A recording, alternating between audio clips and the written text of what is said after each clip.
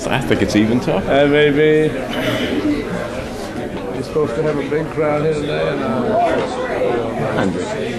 that's good. I said getting people. Good morning. I'm Allison Garland, and on behalf of the Wilson Center's Comparative Urban Studies Project, I'd like to welcome you all today to the America's Energy Coast Policy Forum. Almost exactly 1 year ago today, the Wilson Center started this partnership with America's Wetland Foundation, hosting a seminar on Louisiana's Comprehensive Master Plan for a Sustainable Coast, at which some of today's panelists presented. And we are very happy to once again present a very full program with an impressive group of speakers. We'd like to give special thanks to those who were instrumental in realizing the program today: Sydney Coffey, Val Marmillion, Karen Gallagher, and Lisa Noble. And I'd also like to recognize the work of Lauren Herzer from the Urban Studies Project here at the Wilson Center. We will have a lot of ground to cover today, and we'll be moving very quickly this morning, so it's my pleasure to introduce Mr. King Milling. Mr. Milling is a leader in the effort to save and restore Louisiana's coastal wetlands, serving as chairman of the board for America's Wetland Foundation and chairman of the Governor's Advisory Commission on the Coastal Protection and Restoration. He's a resident of New Orleans and a leader of the Louisiana business community. He's the vice chairman of the Whitney Holding Corporation and the Whitney National Bank. Before I turn the floor over to Mr. Milling, I'd like to make two quick announcements. One, to remind everyone to be sure to turn off your cell phones, and also to let you know that in the event of emergency, we do have an exit in this doorway that leads to a stairwell out of the building. And Mr. Milling, welcome, and it's my pleasure to turn the floor over to you. Thank you very much.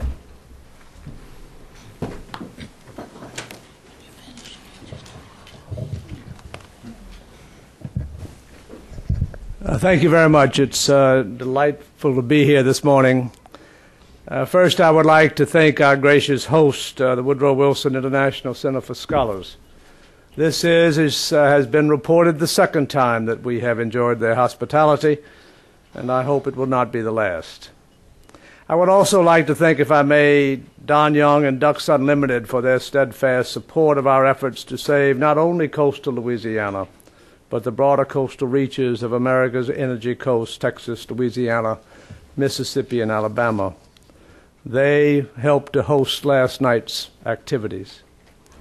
As we have worked to establish an historical accord reflecting the needs for sustainability of the Gulf energy producing region, it has been abundantly clear from the dialogue that has emanated from leaders of industry, environmental interests, government, business, and academia that we must flush out common solutions to ensure energy environmental sustainability for the region and for the nation. Ducks Unlimited represents just one of those voices, a very vocal and concerned voice of duck hunters, fishermen, and environmentalists from throughout the country. Their expression of concern are in large measure representative of why we are here today. Bringing industry to the table is critical to achieving a workable solution. Our Industry Council Chair, Mark Hurley, from which you will hear from later, has provided unbelievable leadership and direction to keep us on track. And the new member of the Council, Warner Williams, Chevron's Vice President for their Gulf Business Unit, continues their company's commitment, adding a major gift to become a sustainability sponsor for the Climate, Energy, and Coast Project. Mark and Warner both, I thank you for your commitment and for being here today. The America's Wetland Foundation and the America's Energy Coast Initiative were created to sound a clarion call to alert the nation of an expanding and impending crisis. The coast of Louisiana and the coast of the nation's 4 critical energy-producing states are vulnerable. And that necessarily means that Americans are vulnerable. There is no doubt that Louisiana, Texas, Mississippi, and Alabama sit at the very epicenter of critical issues facing this nation. We are inextricably tied to the nation's ongoing debate concerning environmental, economic, and energy sustainability. There is good news in this story, an unprecedented collaboration among all stakeholders, each working hard to define opportunities and challenges, each seeking action steps to address the problems that are both immediate and dire. I've been asked how all of these diverse interests were able to find their way to sit through tough sessions designed to hammer out an accord, focusing upon the commonality of challenges and opportunities. The answer is simple. We have no choice, for the stakes are too high, and we're running out of time. And thus, we must seek answers beyond the constraints of parochialism, partisanship, and special interests. A rather difficult chore indeed. We came to this originally by attempting to turn back the tide of coastal erosion in Louisiana by creating the America's Wetland Foundation, a large-scale public awareness effort to put the issues of vulnerability of that area on the map. With the help of Katrina and Rita, unfortunately, those issues rose to world prominence. But as is often the case, what we found along the way was that this was not a simple, single, state-centric issue. But what is happening in Louisiana is occurring in varying degrees within our larger offshore energy-producing region. Those of us who have worked together to develop the Accord represent diverse interests, and thus we might not always be defined as one big, happy family. We are, however, a family of pragmatists. Interests which have taken together reflect a great and deep concern about the future of our nation, the larger energy interests, as well as the ecological future.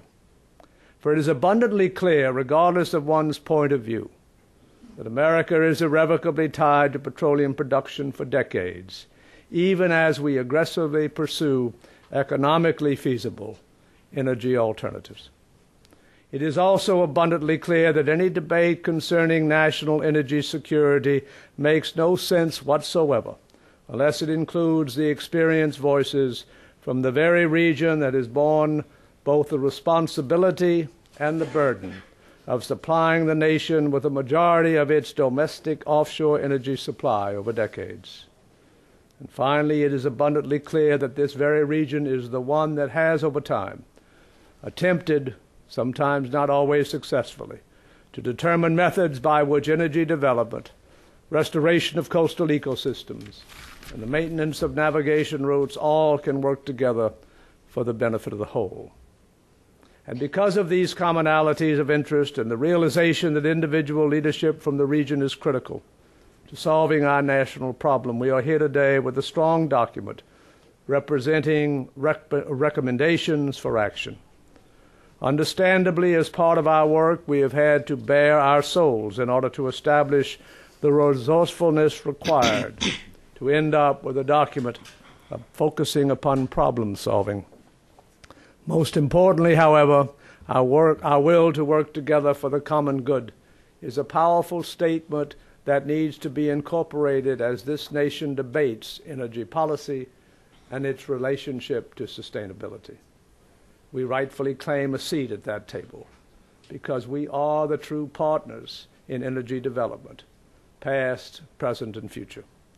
This larger discussion must irrevocably be tied to cooperative discussions seeking ways to effectively produce energy for the consuming public, coextensive with seeking out alternatives and dealing with understandable climate issues. We believe we are up to that challenge, and our work here today will serve as an invitation to national leaders to take a long look at what we have to offer for that common good. We thank you very much for allowing us to be here, and now I would like to ask my good friend, Mr. Hurley, to come up and make a few comments.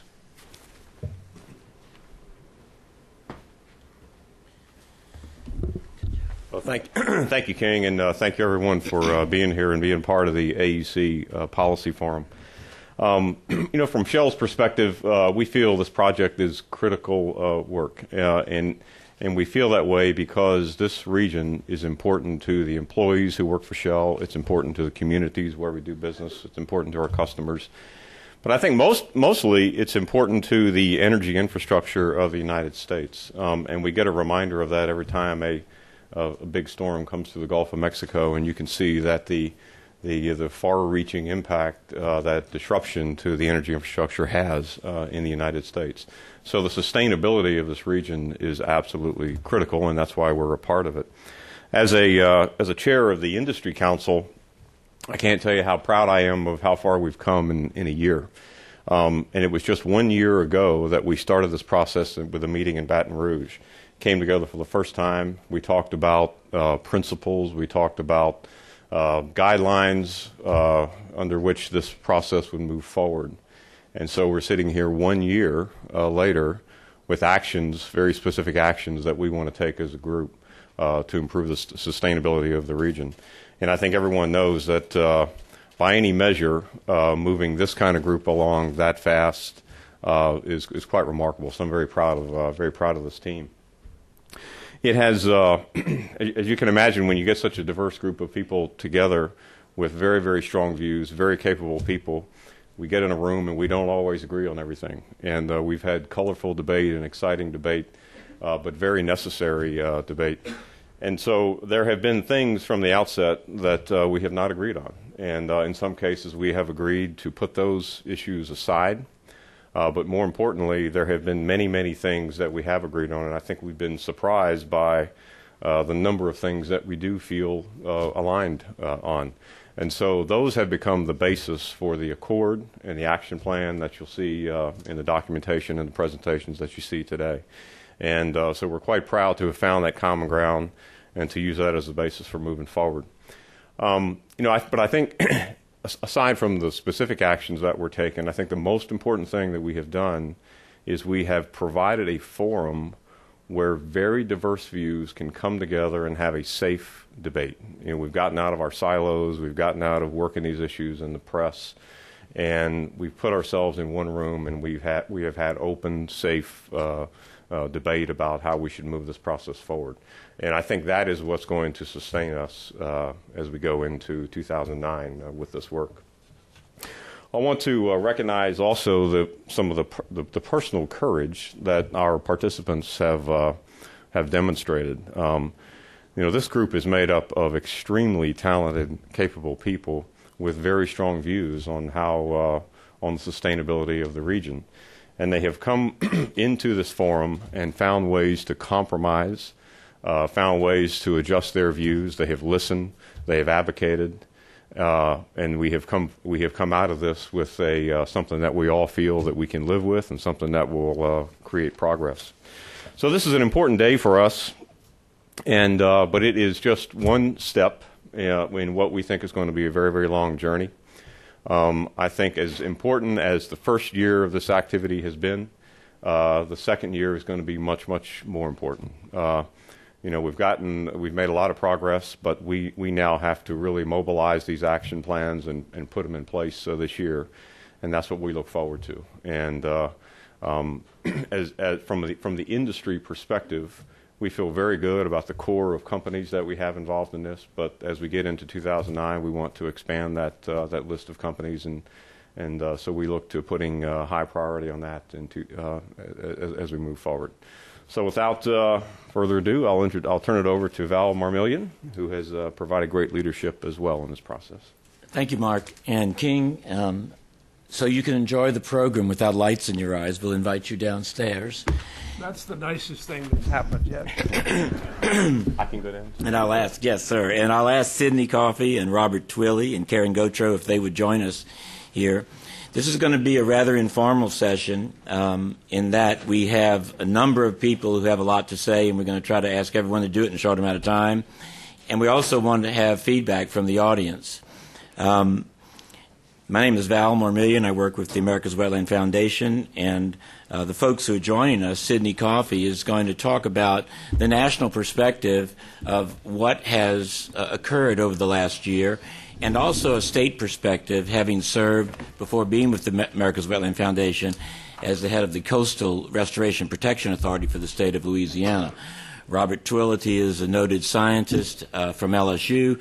He advises many coastal restoration and development plans around the world, and he has been a science advisor to us on the policy committee. And Karen Gautreaux is with the Nature Conservancy, formerly with the state of Louisiana and the Environmental Quality Office. And she has sat with a number of other individuals on the policy committee, and we thought we would give you a view of what it was like to get this going and get it started, because one of the questions that we always are asked is, how did you do it? How did you make your decisions? What was the transparency of your process? Was someone calling the shots? Those are things we often heard in just trying to get off the ground. And so we thought we'd give you a little bit of information on the inside of how we did run our process. I would like to say that everybody who participated in the America's Energy Coast process and the growing numbers who are coming on are on the margins in many ways of their comfort levels. In most cases, everyone that participates either belongs to a professional association, is an elected official for a certain government that they represent, or has a bottom line that their company has told them that they have to make for their company. And in the case of the environmental conservation organizations who come aboard, they have limited staffs in many cases and have devoted a unique amount of time to trying to make sure we get this right, because obviously fast-moving context, we don't have a lot of time to do it wrong. We have positioned and came out of this discussion with the America's Wetland Foundation, and someone said, why didn't you just keep focusing on wetlands? What's this four-state growth about? We found as we got into saving the wetlands that there are so many issues that involve climate, energy, and the coast. And they also, in our region, involve 4 states that are producing states: Alabama, Mississippi, Louisiana, and Texas. And so we kept bumping into issues that related to those 3 issues in these 4 states. And we said if we're ever going to solve our problem and have a unique voice in an energy debate in this country and an environmental debate in the South, we really do need to get everybody in those 3 areas together. And so we formed a grid. And the grid is something we've talked about a lot. And along the top of the grid, it said climate, energy, and the coast. And along the side of the grid, it said policy, best practices, and innovative solutions. Those are the 6 blocks that we work on and that you will hear about today. And they form the trust among us on things we can agree upon. And as King said, those that we don't, we put aside to our next meeting, which happens our meetings where we come together as a large unit every 6 months. And so I would like to ask Sydney, if she would, to talk a little bit about how a state gets involved in something like this unique independent project, and what are the national implications for doing this. Because there are many, many outfalls from the work we're doing. But one is the connection of the 4-state region to the nation. Thank you, Val. Well, you sort of touched on it, and it's all in the process. This is such a unique process. It doesn't seem like it would be. This idea of collaboration and everybody actually sitting at the table and talking to each other. But it's not done that often. It's not done that often in the sense that these are diverse interests around the table. Often you have similar interests, talking to each other about what you already agree on, about what you as a group want to put forward. This is very, very different from that. And it's a very, very needed process, especially from a state's point of view. Often states have almost insurmountable challenges to achieve what they have to achieve in the realm of both restoration of the environment and in economic development. There are a lot of crossovers and clashes that take place. When you then broaden that out to a region, you realize that one state is not completely unique and actually shares a regional perspective with other states that are doing or trying to do the same things. So it begins that automatic crossover between one state and another, realizing, okay, water knows no borders. The energy doesn't necessarily know borders. We've got to look at this in a more comprehensive way, in a more regional way, in a more regional perspective.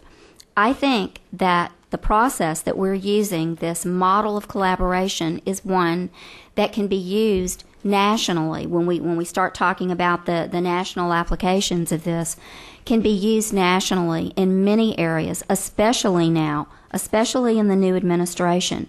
I have heard President-elect Obama say on more than one occasion that it's going to take, especially when we're talking about energy and the environment, it's going to take everyone sitting at the table talking with each other. I have seen people standing on each side of the fence yelling at each other, blaming each other, saying this is what's wrong, this is what's not right, this is what we have to do, no, I disagree, instead of sitting down and in a very practical way, which is what I think the American public wants us to do, and talk it out and talk it through. What this process is about intersections. That's the best way I know to describe it. Where do we intersect? Where do our ideas and our challenges and our agreements intersect? It's not everything to everyone sitting at the table. It doesn't undermine anyone's mission who's sitting at the table.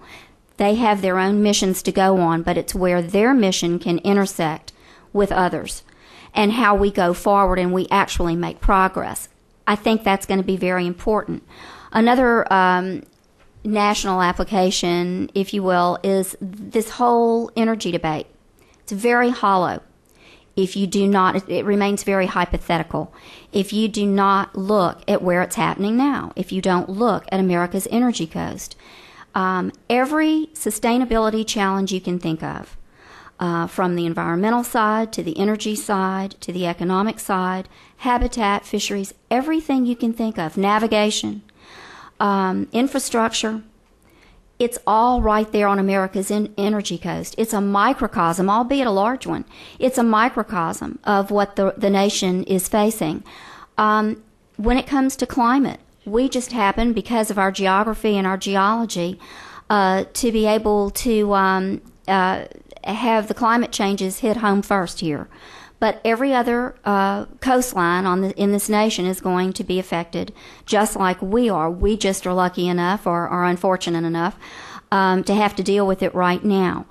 As we get into today's talking, we're gonna speak a little bit about silos. Mark Hurley mentioned silos before, and we're going to talk a bit about what happens when things stay in silos.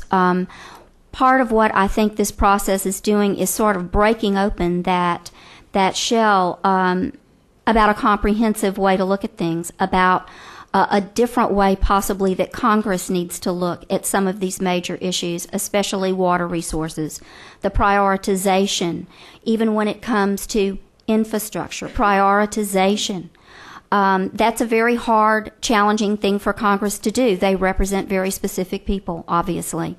And it's going to take a lot of hard choices, just like the states are being asked to make. But it's going to have to come from the national perspective, and certain areas that provide what this area provides for the rest of the country in so many extremely vital ways, both environmentally and economically, and especially energy-wise. It's going to take some real prioritization. So those are some of the examples of national applications of what I think we're doing. Thanks, Sydney. And I'm going to ask Robert to pick up where you left off and talk a little bit about the science and the possibilities with science and engineering and innovation for this area. Thanks, Val. I'm going to apologize right off the top here. I couldn't help but pick up on a quote that's been used quite a bit, and actually Thomas Friedman used it in his book, Hot, Flat, and Crowded. The quote is from an African proverb, if you want to go quickly, go alone. if you want to go far, go together. And I really, I mean, there's no way I could drop that quote without, in reference to what this whole group has been trying to accomplish. And let me tell you why I personally think this is so important. You know, we really, in many regions, have, you know, our own train wrecks. And the Gulf Coast certainly is one that I think represents the real true challenges of trying to link an industry with and economic development of true national significance with four of the largest environmental issues that face this nation. Our hypoxia program is the largest in North America. Our wetland loss is the largest in North America. We have some of the highest frequency, as everyone knows in this room, related to coastal hazards, hurricanes.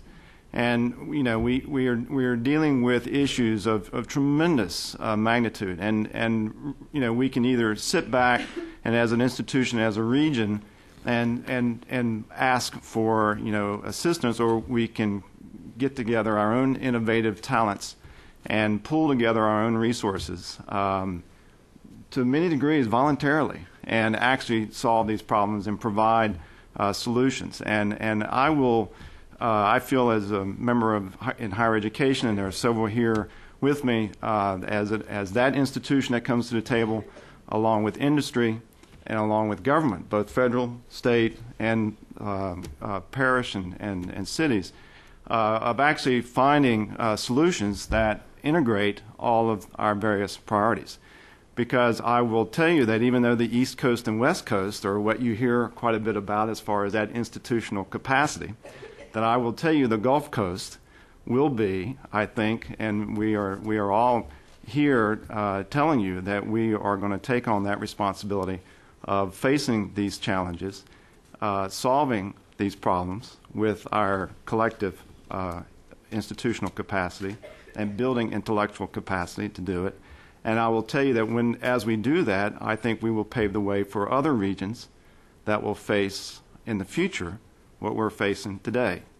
If you look, basically just one statistic, if you look at the fact that our land is sinking together with the fact that the oceans are rising in our region, today we experience relative rise in water levels that many other coastal regions will face 50 years from now. We face that today. What we saw related to a sustainable coast and what innovation that we actually, and how we develop that innovation, how we parcel out investments and how we do smart growth in the future will be in terms of dynamic changes that will set the pace for other coastal regions, not only in the East Coast and the West Coast and along the Great Lakes, but in deltaic coast worldwide. So, you know, it really is about, you know, what we mean by sustainability.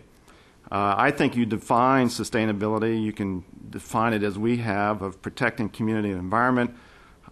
We promote restoration and resiliency, and we allow our stakeholders to prosper. I think the way we will really define sustainability is by our actions, by actually what we do in the next year, and define and articulate, although conceptually we're up here today telling you what we would like to achieve and the challenges that we face. I think what you'll see in the next year and what I'm hoping that we will achieve in the next year are actual tangibles as to what we mean when we define sustainability. And I will again reiterate that those challenges in the Gulf Coast are immense. It's a train wreck that we know there is an urgency. We have to deal with these issues today, and they're not any one institution or industry that will solve it. It will have to be something that collectively we do, and it will take some real tough priorities, and it will take investments.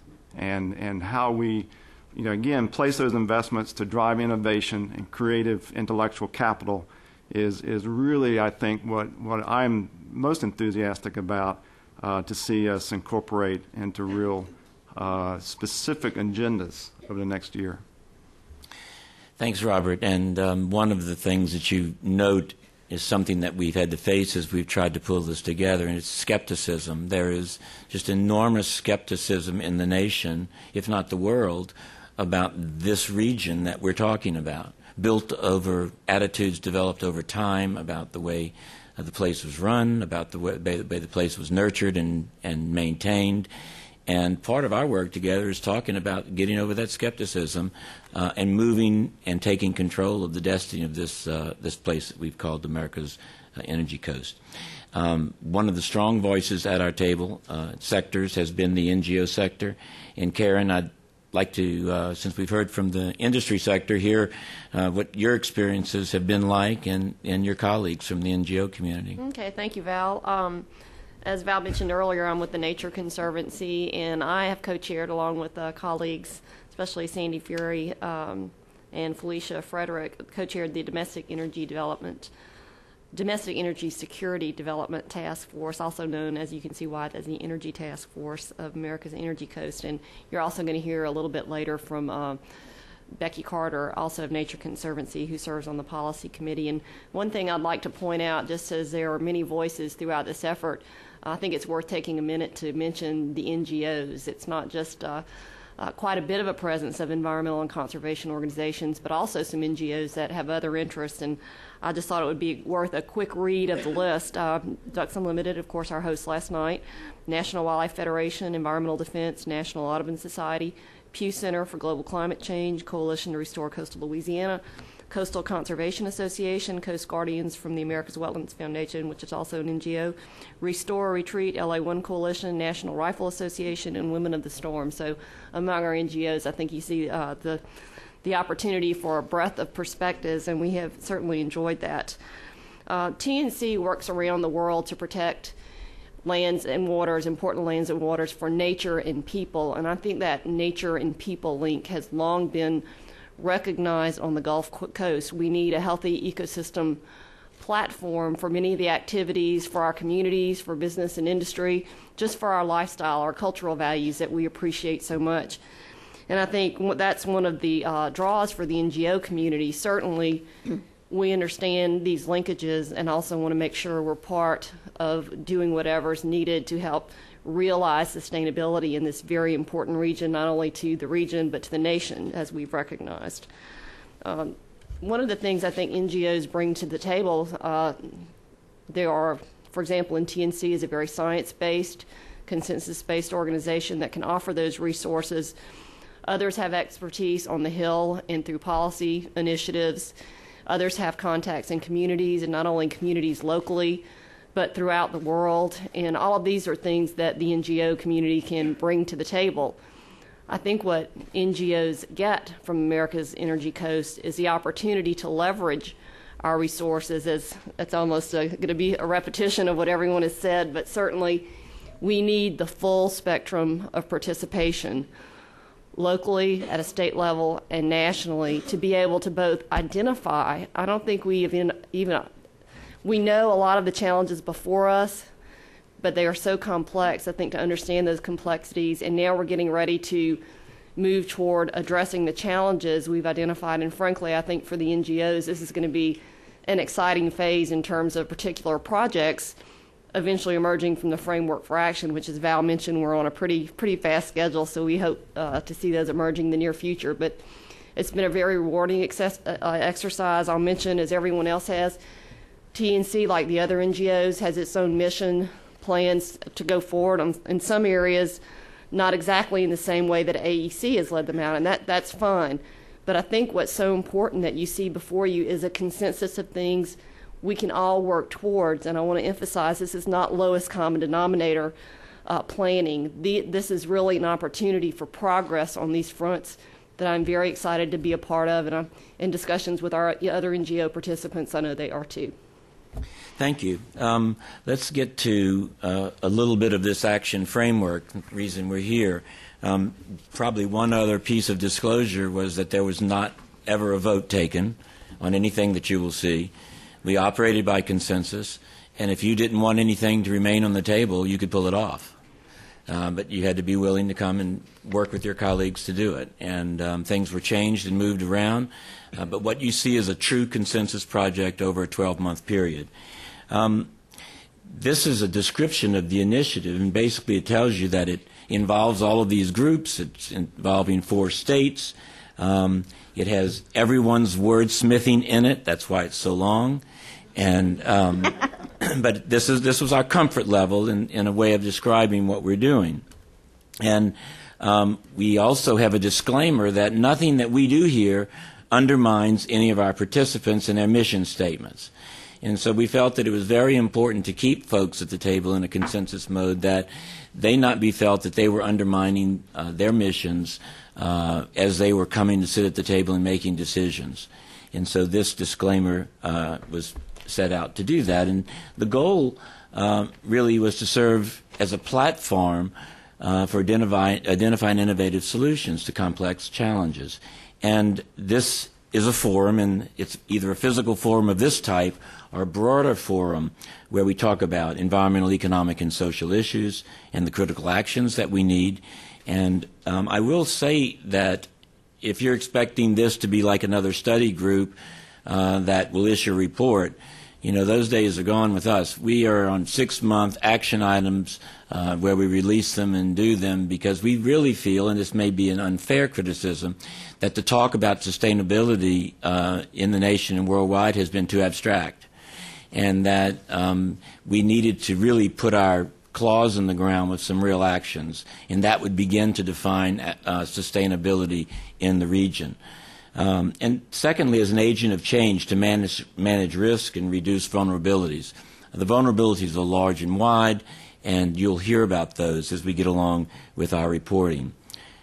What the outcomes and our priorities will be, and what you'll hear today, is what the committees have decided were the most urgent actions needed. These were the things that were most problematic. But we want to secure sustainable energy, and we think that that discussion in America has got to include both producing and consumer voices, or you're not going to have a usable outcome. And we want to conserve and restore natural resources in coastal environments and to promote community resiliency. And so these are as we got through the big worded sections, we could get down to the real meat of what we're doing in these 3 statements of our outcomes. We're going to go through each of our action items now, and we're going to call on the chairs of the various committees that have worked on these actions, and we're going to have a respondent. And then the policy, this up in the front with Sydney, Robert, and Karen represent the policy voice, and we will maybe go back and forth on a few of the problems that came up as these matters are being determined. And then we will ask you in the audience if you have any questions. We'd like to hold them till the end, but sometimes there's just something burning that you want to say or hear word back on, and we will open that up. First, we're going to hear from Mayor Randy Roach of Lake Charles, Louisiana, and William Corky Perrette, the Mississippi Department of Marine Sources, who are going to discuss from their committee, Culture, Community, and Economic Development, the Accord's first action item, which is to develop resilient strategies, capacity, intellectual capital for communities in vulnerable coastal landscapes that are critical to domestic energy production. I'll give one of you a seat here, Randy. Thank you very much, Val. Appreciate the opportunity to be here and meet with you today. Mayor Roach has asked me to go first, and Val, please tell me my time's up. I don't want to take the mayor's any of the mayor's time. You've heard diversity. The one thing that impressed me about working with this group is the tremendous diversity involved with the forum and putting these action items together. Now, by way of background, I've got some 45 years experience in natural resource management, 32 years with the Natural Resource Agency in Louisiana, and now 13 years I've been in Mississippi, involved with managing of our marine fishery resources. Minerals are produced in the marine and estuarine zone in tremendous volumes, which I'm sure you'll hear more details about today. Additionally, we have production in that zone of the largest commercial and recreational fishing opportunities and fisheries production in the United States of America, the contiguous United States of America. I made that statement once before Senator Stevens' committee, and he corrected me. He told me that Alaska produced more than Louisiana, but by and large, if you talk about the production of fisheries from the 4 energy-producing states, we're just as large as any other part of the nation and exceeds just about every other part of the nation. This fisheries production comes from the same area, for the most part, that minerals are produced. Minerals and fish can and do coexist. Yes, we've had some issues between the two industries, but these issues, for the most part, are things that we have been able to work out. Also, why is our area so productive from a fish and wildlife standpoint? It's because of the tremendous coastal area which has been formed by the tremendous river system with the drainage and the nutrients and the sediments and so on. With this tremendous amount of volume of water and nutrients, there's also problems. The hypoxic area off the energy-producing states from the agriculture of the Midwest, and I'll mention a little bit about that a little bit later. Our habitat is vulnerable. It is threatened. The hurricanes of recent years have certainly brought this to our attention, but they've also provided countless examples of the resiliency of the people along our America's energy coast. We need to do a much better job of cataloging these examples and sharing them with other parts of the country. By doing so, we will build our shared intellectual capacity and our capacity to anticipate and respond quickly and effectively to situations both natural and man-made that impact our domestic energy production and the vulnerable renewable resources of our coast. Fish and wildlife are renewable resources with good water quality, with good habitat, with good management. These fish and wildlife resources will be around for perpetuity. I want to give you just three examples of some of the things that we were able to do following Hurricane Katrina that were of extreme benefit to our fishermen that had been impacted by the storm, our local communities because of the revenue this activity produced, and to our fishery resources. Following the storm, and the first major was Katrina, and then Rita, and then the others more recently, a number of the offshore petroleum structures were damaged and were out of production capabilities. The energy-producing states have artificial reef programs that, by working with the mineral production companies, we are able to utilize these abandoned structures and continue to use them as artificial reefs. The structures are placed in zones for natural and artificial reef development. The natural development of some of these reefs in some of the areas has just been tremendous with the marine growth, which brings the fish and so on and so forth. Japanese are spending millions and millions and millions of dollars a year developing very similar type structures for artificial reefs. We've got the added advantage of utilizing these structures when the mineral companies put the structures in, and then when production ceases, we're able to utilize them or some of them in some of our artificial reef programs. Additionally, following the storm, our fishermen were out of work. They lost their homes in many cases, they lost their vessels, they lost their gear, and so on. Fortunately, we were up here testifying a month after the storm and were successful in getting some revenue that in October, less than 2 months after the storm, we were able to employ oyster fishermen to go out. Those that still had boats, they borrowed them, or they got them from a friend, or they fixed their vessel, and they were out doing work for us. We had to get fuel trucks down from Hattiesburg. We had to repair the docks, but we put 76 individuals to work who each had a deckhand on the boat. We put them to work rather than them being at the public dole. I have a letter with me that I want to read, but it'll take too much time, from these oyster fishermen. And anybody that's worked with commercial fishermen, you know how independent and hard-headed they can be. Well, now, because we work collectively to do this, they know the condition the oyster reefs were in following the storm. They helped to get them cleaned up. They were provided revenue so they could take care of themselves and their families during this period of time. A third thing we're getting ready to initiate, many of us, I guess, have heard about the dead zone, the hypoxic zone in the Gulf of Mexico. My agency, the Mississippi Department of Marine, and I'm remiss, State Senator Billy Hughes from Mississippi was certainly with us all the way in working out these programs, and he's in the audience, and I'm happy to see him. My agency is getting ready to enter into a program with farmers in the Midwest. It will be voluntarily if they want to participate. It would be an approach which would utilize technology to reduce the nutrient loading in the upper Mississippi River Delta. The basin farmers, landowners, and conservation agencies in a strategy would be addressing hypoxia and enhancing Mississippi River water quality by reducing nitrate, phosphorus, and pesticide transport to water resources from their agricultural landscapes.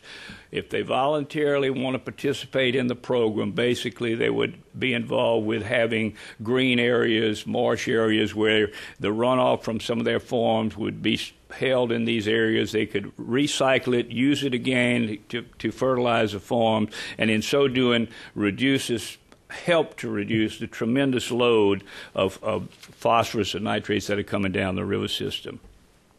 Our action item has balance as its core. The balance between the people who live along America's energy coast, the environment of the coastal area, and the efforts of industry working in the area. The independence of and balance between these three elements must be the center of all of our actions in the future.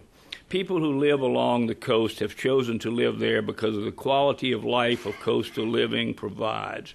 Easy access to the beauty and bounty of our waters and coastal lands, moderate climate, and an easy lifestyle that manifests itself differently in each coastal area, but consistently means a more casual way of living. Friendships built on shared application for coastal living and a recognition that in times of challenge, like the times that we've all experienced on the Gulf Coast with these recent storms, we can come together as communities to help each other through difficulties and rebuild our lives together more quickly and better than we can individually.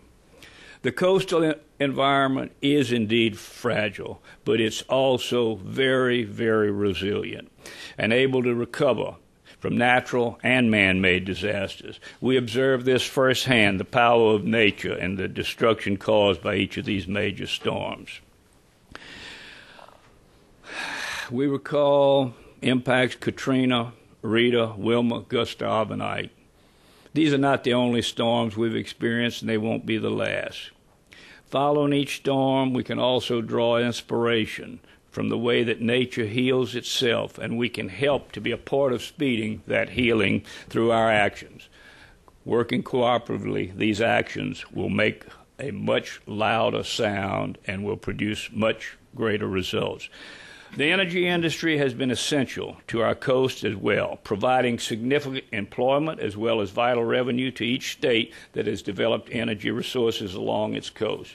As the energy industry produces oil and gas for our citizens and businesses and ultimately contributes to energy independence for our nation, it also has an obligation to be a good steward of the environment in which it operates. All residents, visitors, and businesses have an obligation to protect and conserve the incredible natural resources we have along our American energy coast. Our actions and our consequences, we must anticipate these consequences and mitigate our actions when appropriate. But we need to remember that man is part of the balance of nature. We do not just live on this earth, we're all part of it and a part of the balance that has long existed on our planet. As I stated, Mississippi has implemented a number of what we feel creative programs in response to devastations from these storms.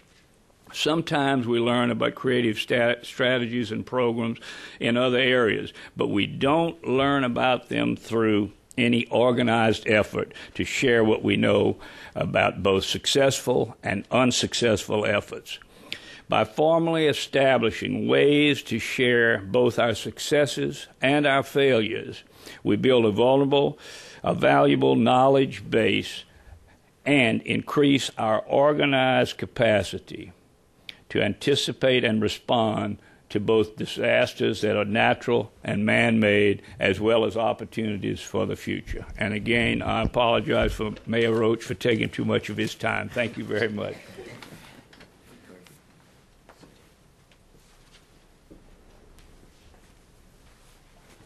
You didn't take too much time, Corky. You gave me just enough time to do what I need to do, and I appreciate the opportunity to be here this morning. I want to welcome everybody here to this policy forum, and I also want to just add to what has already been said about the work that has been done and the different organizations that are involved in this policy group. And the work has not been easy, but I think that's part of the challenge, and that's part of what makes this such a worthwhile effort. Robert, you mentioned an African proverb, and it made me think of one that perhaps is also applicable to the challenge that we face as a group, as a nation, in dealing with these types of situations. And it is that smooth seas do not make good sailors. Smooth seas do not make good sailors. And I'm often reminded of that as I face challenges in my own life, and I think collectively as a people, when we face challenges, we must recognize that those challenges really give us an opportunity. And we've been given a lot of opportunity along America's energy coast to talk about energy and to talk about policy and to talk about what needs to happen long term as we move forward in the 21st century and we redefine how we power America. And as we go through that challenge, we cannot abandon the sources of energy that have brought us to this point. We're going to depend on those for a time in the future. But at some point, we know there's going to be a transition. But in that process, the America's Energy Coast is going to be making a tremendous contribution and is going to continue to support that effort. And that's why we need to focus on the action plans that are outlined for you in the document that we have produced. I'm going to try to go through the action plan very quickly with you just to highlight the specific items that are highlighted there and to maybe give you a little bit of a background. One thing, though, that I do want to emphasize, and I think it's important, in the action statement itself, we talk about intellectual capital, and I don't want anybody to be confused by what that word really refers to. It doesn't refer just to people who think and work with their mind. It refers to those who think and work with their hands. They are just as important as anybody else. And to think that there's any group of the workforce that can be ignored or it is not relevant to the discussion would be an oversight on our part, and certainly an oversight on anybody who read this document. We're talking about intellectual capital. We're talking about everybody. Because those who work with their hands also are intellectual in the way that they do it. And I can give you countless stories about how people who do that can embarrass a lot of us in helping us understand how things mechanically work. And they have a mechanical ability and a mechanical aptitude that is important to encourage and important to also recognize, because I think that perhaps we are losing that not just along America's energy coast. I think perhaps in the nation we're perhaps losing sight of the value of being able to work with your hands. So we talk about that in the document itself. We talk about establishing a regional workforce development consortium, about coordinating ongoing workforce development programs and initiatives. And again, these are initiatives to not only talk about what needs to be done to educate our workforce, but also to focus on the value of that workforce, encourage that workforce, and promote that workforce, and attract workers into the area. One of the greatest challenges that we who have been impacted by the storms in recent years have felt is the tremendous strain, the tremendous pressure that has been created as a result of all of the movement of people back and forth and the disruption of community life in these impacted regions to be able to reclaim our workforce and get people back to work. And I can tell you that just from our own community in the city of Lake Charles, we are probably just now, 3 years later, beginning to recover from the disruption in that workforce. So that has highlighted for us the importance of developing and focusing on workforce development. We talk about in the another principle about interdisciplinary learning across all grade levels based on sustainability principles. We need to educate our children. Our children need to understand the community of which they are part of. Corky said that people who live along the coast live there because they choose to live there. Well, that's true, but also they live there in many cases because of the choices made by those who went and have gone before them. And one of the things that I think about, Corky, whenever we talk about coastal Louisiana in particular, is the rich heritage that is part of that coastal region of the country, a region of the country that was settled. We called it sometimes, or we sometimes refer to it as the land that nobody wanted. And you go back and read the geological surveys, and you will see that the surveyors made notes back in the 1800s. I don't know why I'm doing this, because nobody could ever live here. But there were people who did accept that challenge and tamed the land, and now we live off of their efforts, and they're also part of this process as well. And many of the people who are part of the communities that dot that coastal region are the children, the grandchildren, the great-great-great-grandchildren of those people. And there's a rich heritage that's a part of that, and we can't lose sight of that. And when we talk about establishing a national working group on insurability, you might ask yourself, well, what does that have to do with sustaining communities, and what does that have to do with cultural identity and those types of things? Well, I can tell you right now that as I stand before you today, there is a group of residents in Cameron Parish, Louisiana, who are living in tents after the wake of Hurricane Ike because their homes were destroyed for the second time in 3 years. And FEMA will not allow them to have temporary housing in those areas because it violates the provisions of the new maps that have come out in terms of the floodplain regulations. And those floodplain regulations are based on a national flood insurance program.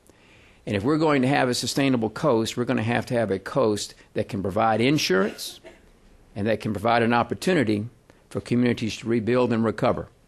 Now, I'm not saying that the FEMA regulations are wrong. I'm not blaming FEMA, pointing fingers, but I'm just pointing out to you a very serious, critical problem.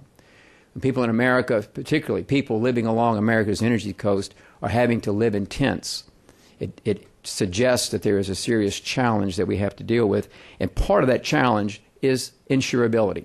And perhaps we need to rethink a little bit how we insure and what we insure. We have to ask some questions about the insurance process. Also, we talk about the non-structural approaches to community resiliency, educating communities about floodproofing, educating communities about zoning regulations, educating communities about siting, because we recognize that we can't perhaps continue to live the way that we have just because we have lived that way for centuries, but we want to illustrate and emphasize what needs to happen in order that we can continue to live along the coast for the centuries to come, the years to come. And so that's, in a sense, what our committee has tried to focus on and tried to emphasize here in this initial document. There's several principles and several issues, of course, that are implicit in some of these provisions here. But I'll conclude by another quote. And this one is a quote from the Bible, and it talks about unto him, and I would say unto those whom much is given, much is required. I think that is a fundamental principle of life. And we have been given a great opportunity as citizens of this nation to define energy policy not just for America but for the world. And that challenge, I think, is focused on America's energy coast. And we along the coast are fortunate in that we have the opportunity to, as leaders in the energy debate, and in affecting policy for energy production in the years to come and the alternative sources of energy, to have a profound influence on that.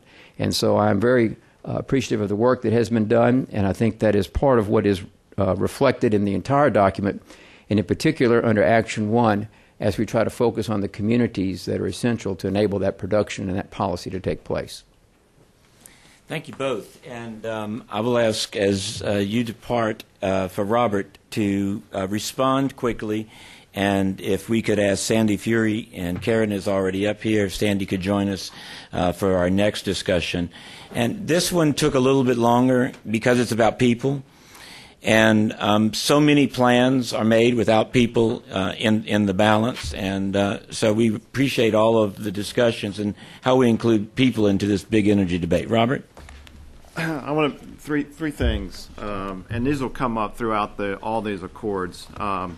But for those of you who are hearing this for the first time, I think there are three fundamental principles that this accord responds to that is so timely to the national debate. Number one is really what is vulnerability, and keep in mind when you use the term vulnerability, it is the degree of change that you're anticipating, but it's always relative to your capacity to adapt. So just because there's a lot of change, a lot of things that we talk about in the Gulf Coast, we're not vulnerable depending on our capacity to adapt. And keeping those two together very important. Second, the national debate on the true value or the true definition of risk and how you reduce risk, and the debate on what is value related to what is important in a region, and establishing value on energy, value on ecosystems, value on a lot of the commodities and that are brought to the table related to what's going on in the Gulf Coast. Again, I think that fits very well into the national debate. And again, it's risk reduction and all the ways and different parts of formulas that you can develop that. The third concept that you'll hear a lot about, and I think comes out in this first accord, is infrastructure. You will hear a lot about that today, and it is a word that you're hearing more and more at the national level. And for us, that infrastructure is not only the built infrastructure that is so important to economic development, but it's our green infrastructure and how we invest in that, and our people is, all of that is part of the formula. So I think, how we go about developing an infrastructure is very important. And my final point related to infrastructure, it is not optimizing any one piece of infrastructure. It's a systems level approach by which you look at how those pieces fit together. And that is a really important part of what we're trying to develop. It's not single optimization of any one part of the formula, but how we put the pieces together. Thanks, Robert. And I would also, on action item number 1, want to point out the bullet 2 is that there's a strong feeling among the Accord participants that accelerated OCS revenue sharing for coastal energy producing states for restoration and protection is essential. We have a kick-in clause at 2017 for monies to begin flowing in any substantial measure, and by that time, as I guess King would say often, there's not going to be a lot left down there for that money to save. So accelerated OCS revenue sharing is something we feel very strongly about, and we'll be promoting that in a number of ways. Policy is no exception. Sandy Fury with Chevron, who chaired our Energy Committee. Thank you very much, Val. I've had the pleasure to co-chair the Energy Development or Energy Security Subcommittee along with my co-chair, Karen Gautreaux of the Nature Conservancy. It's been quite an opportunity. It's been a great opportunity for dialogue, not only about an industry that I truly love, believe in, and believe offers a lot of promise. Not only its value today, but promise to the future. It's also been a great forum to talk about issues, concerns for natives of the area, as well as people far removed who really need to better appreciate what this Gulf Coast environment means to the country. In the way of energy security, I think over the past few years, if anything, concern for energy security has been paramount. With it, I think, comes also the opportunity really to make sure people truly understand what the Gulf of Mexico really means. When we look at access and we look at OCS oil and gas, 90% of what's available to us offshore is in the Gulf of Mexico. Kind of a sad statement for this country, but also a very, very important statement of fact, in that this country continues to rely on one basin for the majority to meet the majority of its energy needs. Over 30% of what we consume comes from this basin, and actually this basin holds the infrastructure for 50% of basically what is refined and transported out of the region. So not only is it important in the way of natural resources, energy resources that naturally exists there, it's also very important in the infrastructure that brings this energy resource to market to the American public as a consumer. When we looked at our role here within AEC, there were several things that we thought were very important if you look at future of energy security. It's not only understanding the infrastructure and planning for and protecting and ensuring a viable coastline for the future, but it also included a predictable regulatory environment that would allow us to work into the future. Our subcommittee focused more on the first part of the value of the resource and the infrastructure that exists. And actually, we look toward, I guess, another action item that really speaks to federal policy and regulations that provide a predictable regulatory environment that also is key to our mission of success. As an industry, we are committed to the delivery of cost-effective, affordable energy supplies. Energy as we understand it today and what it looks like in the future, we know will be very different. We're committed to the delivery of all forms of energy. We also understand that hydrocarbons play an important role for certain forms of energy and products that this country needs and consumes on a daily basis. Renewables and alternatives, and a continued development of and commitment to the development of renewables and alternatives will be important to meeting energy needs of the future. It will take all forms of energy to meet what the U.S. needs and demands. The region is important. It's a working coast.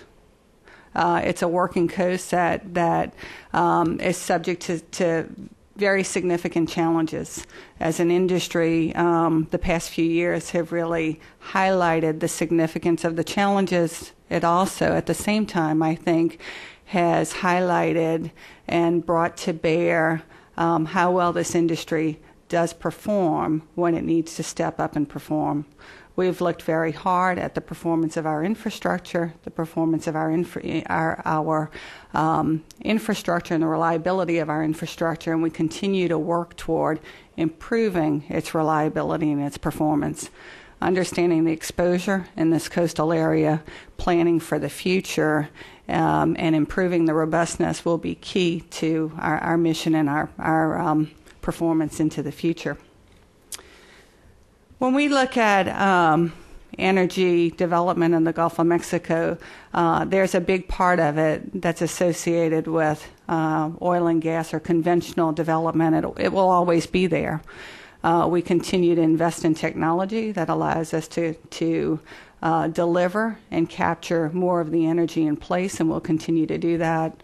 We also continue to invest in technology that allows us to find that energy in places that years ago were thought not to be possible, with the ability to deliver oil and gas in water depths that now are over 10,000 feet of water, 150 to 200 miles from the coastline, and to deliver that in a cost-effective manner to the people of the United States. We'll continue to work on both fronts. At the same time, our investment in infrastructure and the infrastructure that we own in the region, we know has value and offers promise on other fronts. As an industry, we know we work by permission of the public. We invest a lot of time, dollars, and energy in understanding the environment that we work in and to minimize the impact of the environment that we work in. The Gulf of Mexico is a great basin in that it clearly is a basin of multiple users. You've heard earlier about the use of the basin of the Gulf of Mexico, or the value in the way of fisheries. We get involved in the debate as it relates not only to the beginning of development, but also at the end of life development, and the impact that our infrastructure has on marine life and the value that it has to the marine environment in the way of rigs to reef programs and things like that. So if you look at the impact of the industry, it's from exploration to actually post-development, and what value was benefited by the environment and the users in that time. Multiple use is important. We know it's going to continue to expand. We need people in the dialogue. We need to better understand the issues, and I think if we work together, we'll better position for the future and continued sustainability. We look not only to continue to develop this basin, not only for conventional energy, but I think it's really important to understand or to emphasize that we're committed to all forms of energy development. So alternative energy resources and the promise that that offers, or that the region offers, I see that this industry will be very, very involved, and our infrastructure will come to bear in actually monetizing or commercializing some of the sources that are available to us. We identified, when we looked at opportunities for the future, we see opportunities for private-public partnership.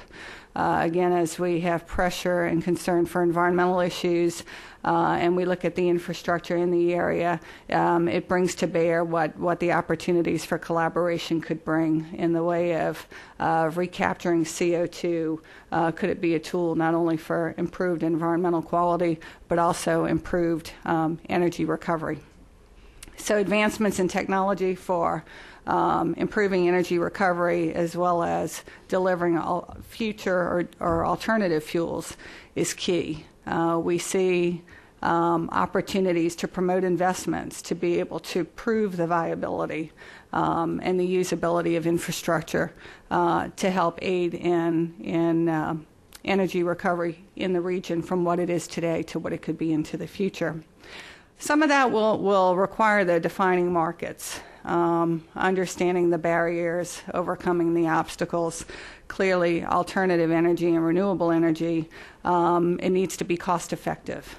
It offers great promise, but it will also take a commitment to really understand the barriers, lower the cost in order to deliver a cost-effective sources of energy that are expanded beyond what we know today.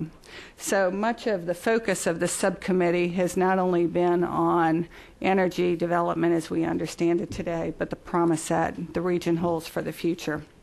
It was said earlier that not only is this area or region prolific in energy supplies and what it has to offer, also in natural resources, but the intellectual capacity and capital in the area. When we look at energy development around the world, a lot of it goes home. If you go back to technology, it started in the Gulf of Mexico and it was exported to other parts around the world. And that continues as this industry continues to evolve. The people of this region continue to invest to make that new technology available to allow this industry to meet the challenges of today and the future. Thanks, Sandy. And Karen? Well, Sandy has done a most excellent job of summarizing our discussion, so I'm not going to add a whole lot to that. Thank you, Sandy, for capturing all of that.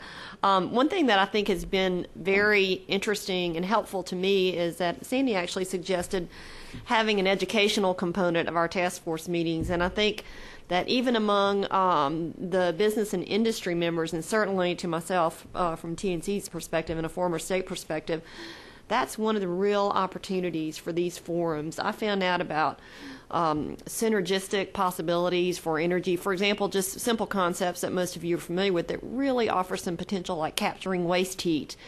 But if you capture that waste heat, do you have an opportunity to get it somewhere? Are there grid issues in terms of utilizing this energy that is a byproduct or just an alternative energy form?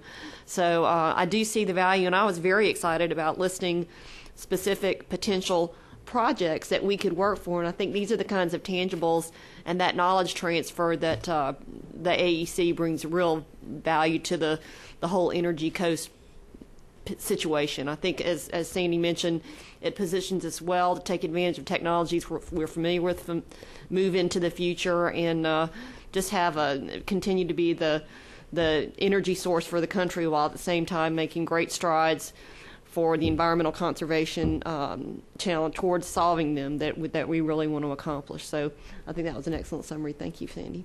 Thank you both. And I would just like to say, if we remember the grid again, climate, energy, and the coast, all of the committees had to deal with this. But best practice, innovative solutions, and policy. It's not all policy. And in a conversation last night we had with a couple of individuals from the industry, there was some interest about doing some of these demonstration projects in the next year in the region.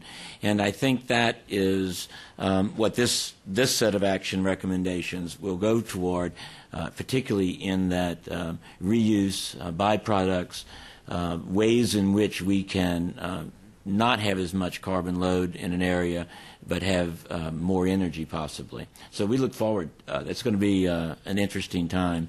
Anybody else up on the policy group? Robert or Sidney, anything? Okay, well, thank you. And I did want to say at the onset that all of the detail of the recommendations are included in your folders, and the context is being talked about by our presenters. I'd like to ask Ted Falgout from the Greater Lafourche Port Commission and Sam Jaberga with Hornbeck Offshore Services to come forward, and we will have a presentation on the sustained engineered and environmental infrastructure. Action 3. And Jerry, we're going to have you as well respond. Do you want me to sit down? Do you want me to stay up here? Do you want me to sit down? It doesn't matter. I'll be here. You want me to? I'll put it in context. We can do it from here. Thank you, Val. As a manager of a seaport that sits on the Gulf of Mexico in coastal Louisiana, that supports the energy industry and has dealt with 5 major hurricanes in 3 years, you're certainly going to hear the word infrastructure. You're going to hear the word vulnerability and risk. But as was said earlier, infrastructure is kind of what it's all about if we're going to sustain energy development in the Gulf of Mexico. And our group was charged with trying to put our hands around just what it is we mean when we say infrastructure, and that certainly includes navigation and transportation. And we thought long and hard, and we kind of took the lead role, I think, in establishing some of the initial guidelines by which we moved forward. But clearly, I've been asked to talk about the context in which we put together the action items, and Sam will go over the action items with you in a second. But as Sandy mentioned, the Gulf of Mexico is where the energy is. And about a third of our domestic oil supply comes out of there. And clearly, it is the only expanding source of energy, of oil, in this country. So a very important basin. And the ability to mine these resources are highly dependent upon our ability to access and sustain the landside infrastructure that is located within the states that are bordering the Gulf and allow this production. The inability to access these resources poses a very significant national security energy threat. Due to subsidence, sea level rise, and other factors, much of the Gulf's critical infrastructure, including its roads, railroads, pipelines, oil and gas facilities, and navigation channels, are increasing in vulnerability. They're deteriorating, they're underfunded, and are at risk.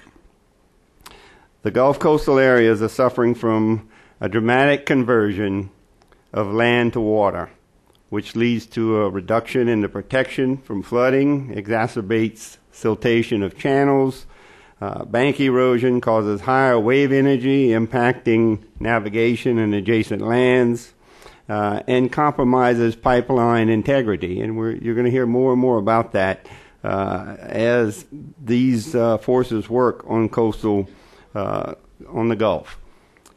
The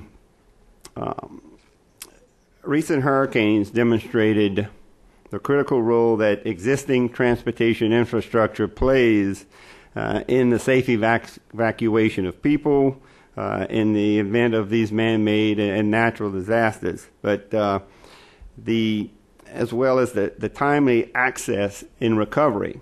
We all saw how energy prices escalated immediately after the storms hit the center of the Gulf production area, and clearly our ability to recover, bring people back into the region, turn the oil and gas fields back on. As with this increase in vulnerability, it will be more and more difficult to do this in a speedy, effective manner if we cannot sustain our infrastructure that allows us to quickly respond.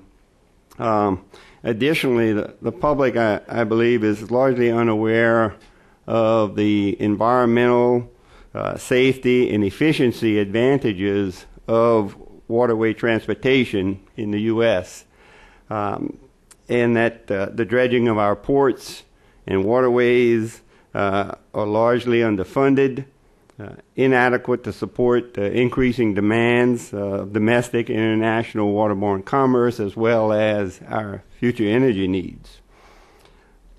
I guess to sum it up, that the deferral of our maintenance and upgrades of our aging infrastructure, and it is placing our communities at increased vulnerability, and these vital national economic activities are being placed at what we feel are at unacceptable risk.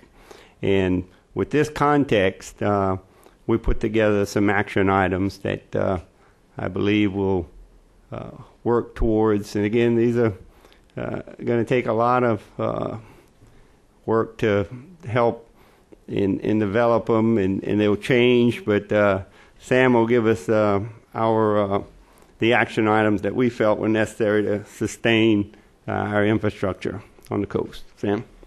Thanks, Ted. I guess before I get into the action items themselves, I want to thank Ted for the work he's done on our committee.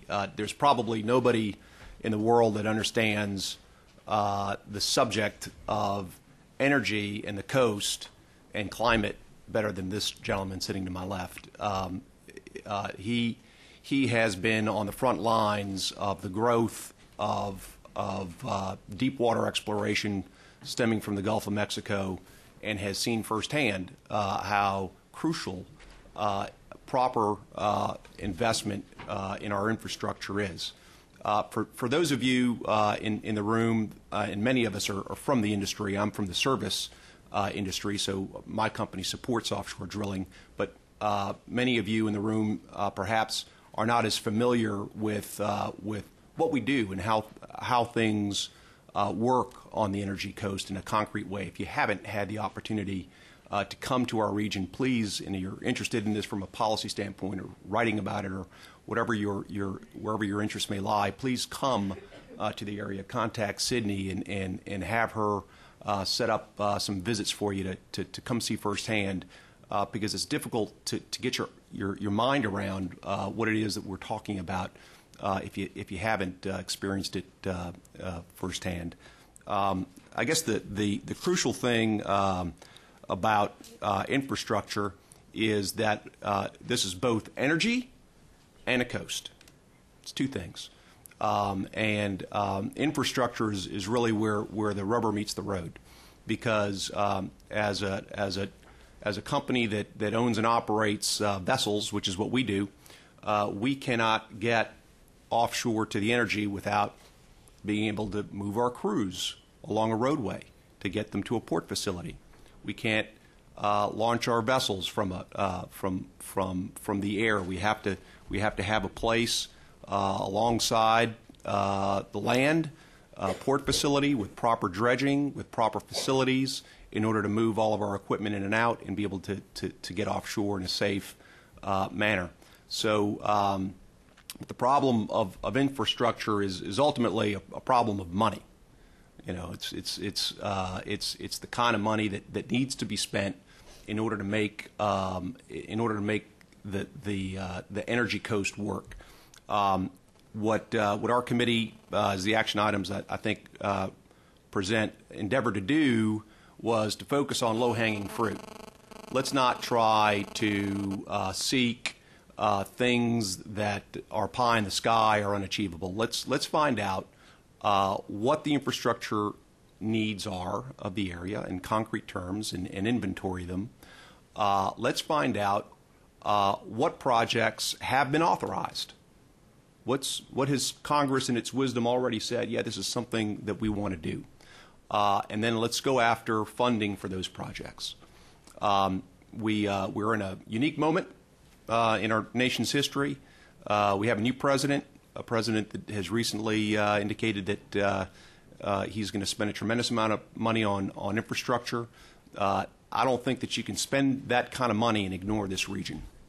It is absolutely crucial, whether you are interested in the energy coast from the point of view of being in the business of the exploration and production of energy, or you're interested in the energy coast from the point of view of conserving the coast, or you are interested in the coast from the point of view of developing alternative energy sources.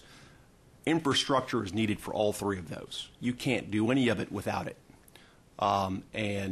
So I hope that the action items that we've developed represent concrete steps that can be taken and in a way that we can, obtain perhaps the most immediate physical expression, of success for what the Energy Coast is trying to accomplish.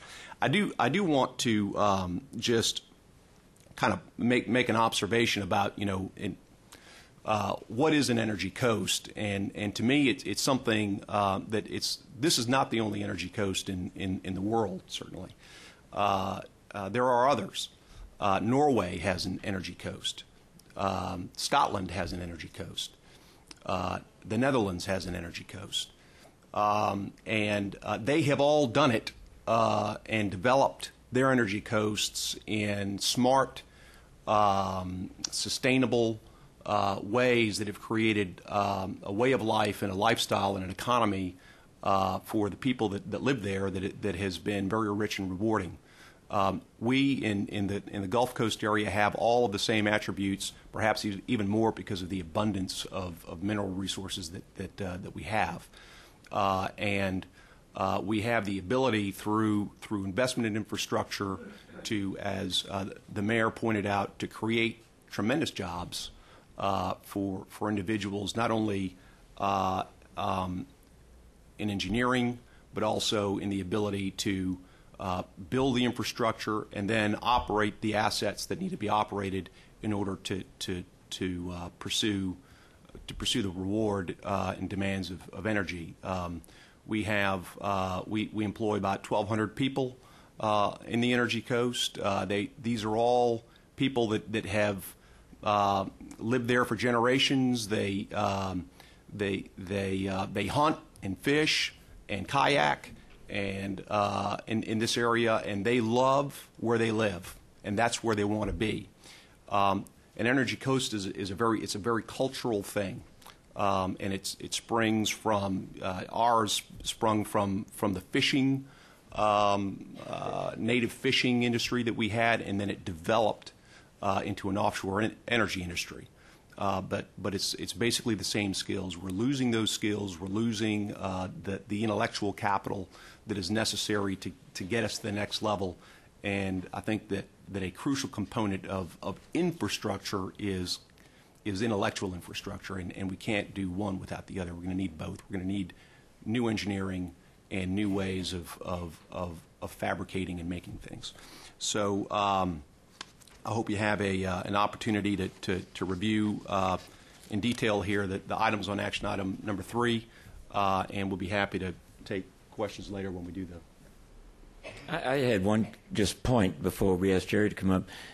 How are you going to prioritize your inventory. That's the next step, I guess, of your committee, correct? To prioritize, because there's going to be a lot of infrastructure projects on there, and I imagine that's going to take you a little bit more time.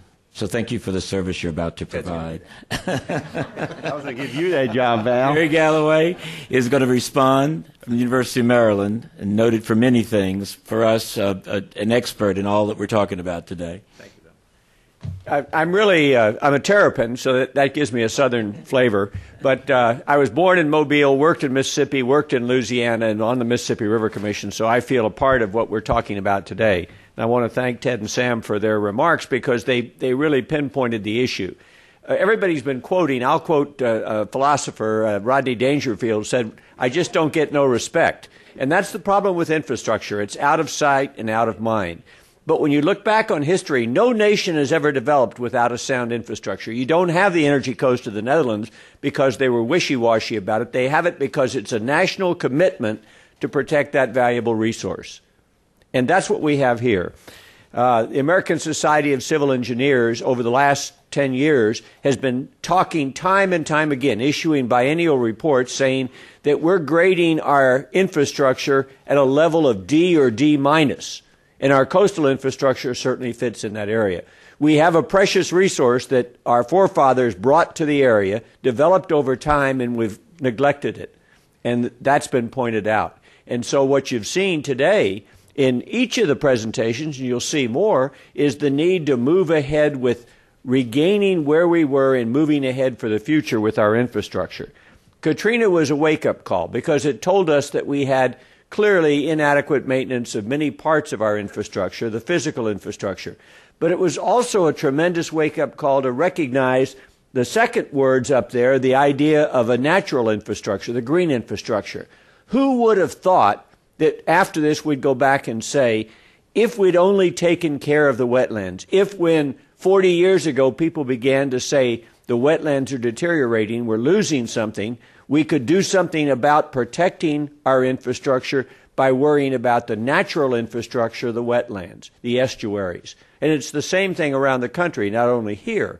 But very clearly, Katrina told us that we'd better worry about our physical infrastructure, our roads, highways, bridges, our ports, and our dredging, but we also have to worry about that natural infrastructure. We live on this infrastructure that's been developed by the people that were there before us, the natives who started us there, the people that brought us to the coastline, developed it, but then watched it start to deteriorate around them.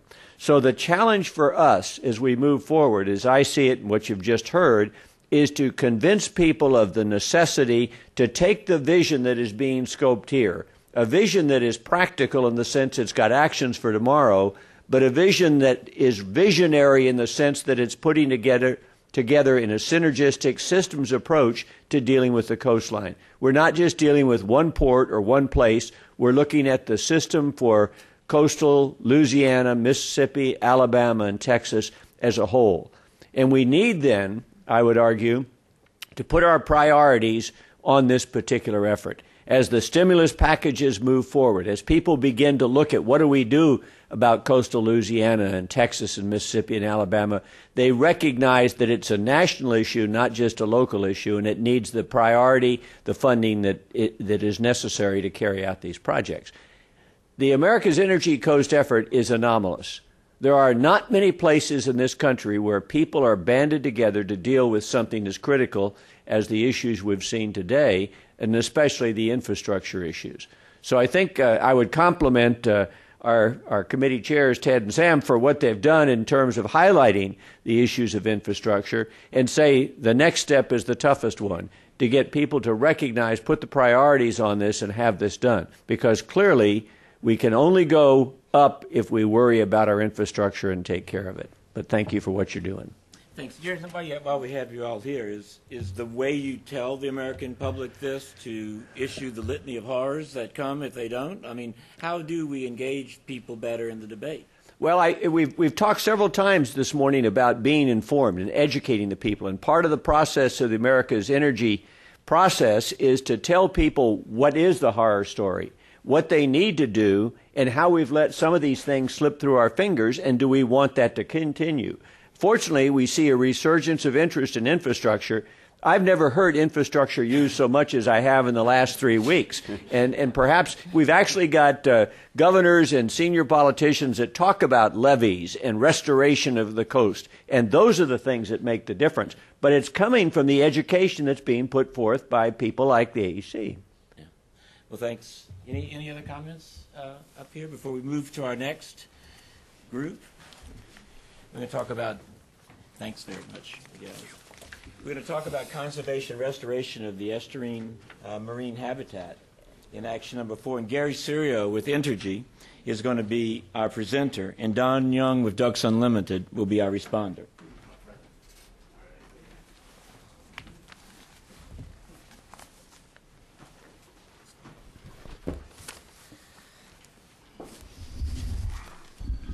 Thanks, Val.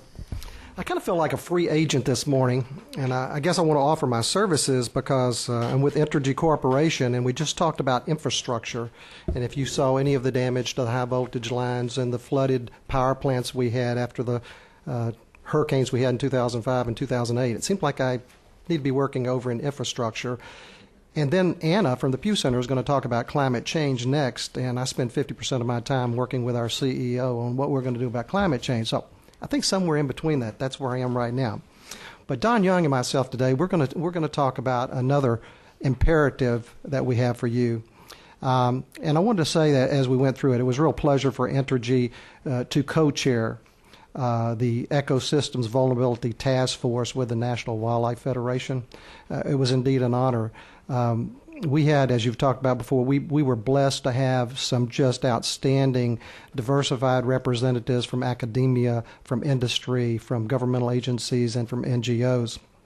In fact, you know, they say things move slow in the South. Now, if I take this particular activity that we have going on here with American Energy Coast as a reference point, I would say that we need to get rid of that thought.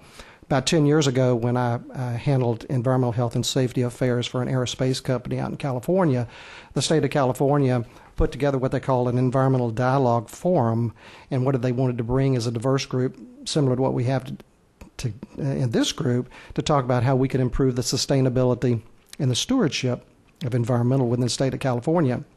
We spent the first year listening to how each company or each NGO worked and what their policies were. In fact, I'll never forget I was teamed up with the Sierra Club for a year to understand exactly how they worked and how Northrop Grumman worked. Well, what I was going to say, it took us a year before we ever really got down to addressing what we were going to do. Now look at this forum. In a year, we have things on the table we're ready to do, so kudos to this thing. And who in California would say we move casual or slow here in the South? That's not the fact anyway. But anyway, a lot of people ask me, what was the most difficult task in co-chairing this particular task force? And it surely wasn't for the diversified thought. It surely wasn't for the plethora of ideas that came forth. The most difficult thing was taking all those things that were put on the table and trying to decide, with limited resources, which one we were going to tackle first. That was the hardest thing, to get everybody to say, okay, that's it. That's what we're going to do. So after much debate and a lot of tying of hands and everything, we finally said that what our priority is that we wanted a national imperative to conserve and restore the wildlife and the marine habitats that were within our area of influence. And we reviewed a lot of data on that to bring us to that conclusion. Too much data for me to bring forth to you today. But just some of the things that were just overwhelming to whet your appetite as we looked around is that we just looked at the beach areas, we looked at the coastal wetlands, and looked at the alarming rate that these were disappearing annually, even if we didn't have major storms. I mean, if you looked at, just taking Louisiana as an example, over 17 square miles are disappearing in wetlands every year. And when you put an impact such as we had in 2005 with the twin hurricanes of Rita and Katrina, in 2 days we lost over 200 square miles of coastal wetlands. Enormous. So on one hand, we see our coastal wetlands that are disappearing fairly rapidly. And on the other hand, we identified over 70 rare, threatened, and endangered species that live within these habitats. So here we could connect the dots pretty easy. Eroding coastal wetlands and endangered species, threatened and rare species there that have less room in which to survive. And the bottom line came down that it had to be the imperative that we were going after, because unless we took immediate action, just like Anna's going to talk about on climate change, because there is an interdependency here, unless we took immediate action, there was not, the word sustainability would not be there, because by the turn of this century, many of those species, much of the landscape that we are enjoying right now would not be around for our grandchildren and maybe their children.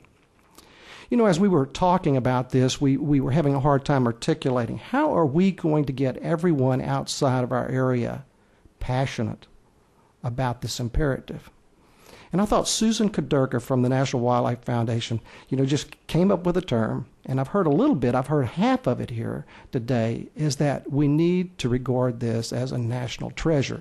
Now, this is not the national treasure that you saw in the movie with Nicolas Cage. It's different than that. But when you think about that, it's a way that we need to move forward on this, to get traction on this, to move this imperative forward. For instance, right now, if someone said Yellowstone National Park or Grand Canyon was being compromised, and within 50 years they probably wouldn't be here anymore, I would bet you, whether you lived in New York, Texas, California, there would be a awakening that people would rise to the occasion to make sure that we did everything we could to preserve those areas. Well, such is the case that we have right now in America's energy coast and the ecosystems that we're facing there. I'd like to say that one of the things that we really look forward in this is pushing the national imperative for preserving and conserving and restoring the marine and the wildlife habitats in these areas. And in this imperative, we have three major activities that we're looking at doing.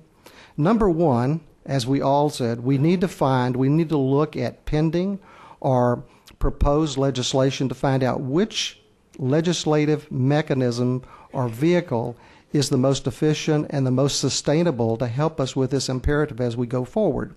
And as we do that, we're not a group that's going to be looking at holding our hands out saying, we need, give us the money. We want to make sure that we take the responsibility to identify very specific projects, their locations, their cost and schedule. So once that money is handed out, they can see us as true stewards of that money. So when it's over with and they look back, they can say that was money well spent. Second thing that we want to do is we want to engage the federal government in restoring the Mississippi River to its delta, and at the same time engaging a lot of the states in the Mississippi River basin as far as what we're going to do about sediment and fresh water and the impact that the dams and the locks are having on the natural life cycle of that.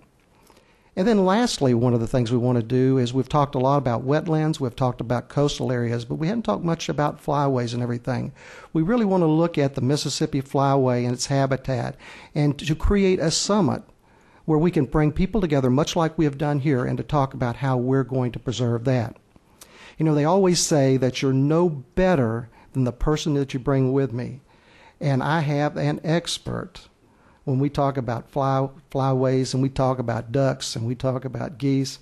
I have Don Young, who's the CEO of Ducks Unlimited, with me today. And before I turn the floor over to Don, I kind of want to frame up something for it. Everyone within Entergy Corporation knows exactly where we go on environmental sustainability. Our CEO, Wayne Leonard, is an advocate of this, and it's for the pure reason that he wants to make sure, he has two girls, he wants to make sure his girls have the ability to observe the landscape and see the species that we have with us today. He wants to see that. That's a real passion for him. He's passionate about preserving our coastal wetlands and doing something about climate change, not in 2050, but doing something about it right now. He's so afraid that if we don't take immediate action on coastal wetlands, on habitats, on ecosystems, on climate change, that we're going to reach a tipping point of irreversibility where there'll be no stepping back. It'll be lost. Something that our kids, our grandkids, will read about in textbooks, but not actually see. So with that, Don, that's where our CEO stands. I guess I would ask you, as being the CEO of Ducks Unlimited, what brings Ducks Unlimited to the table and on this imperative, on why it's so important to them, and what are some of your opinions on how we could translate this, articulate this to the rest of the nation so they would see this as a national treasure?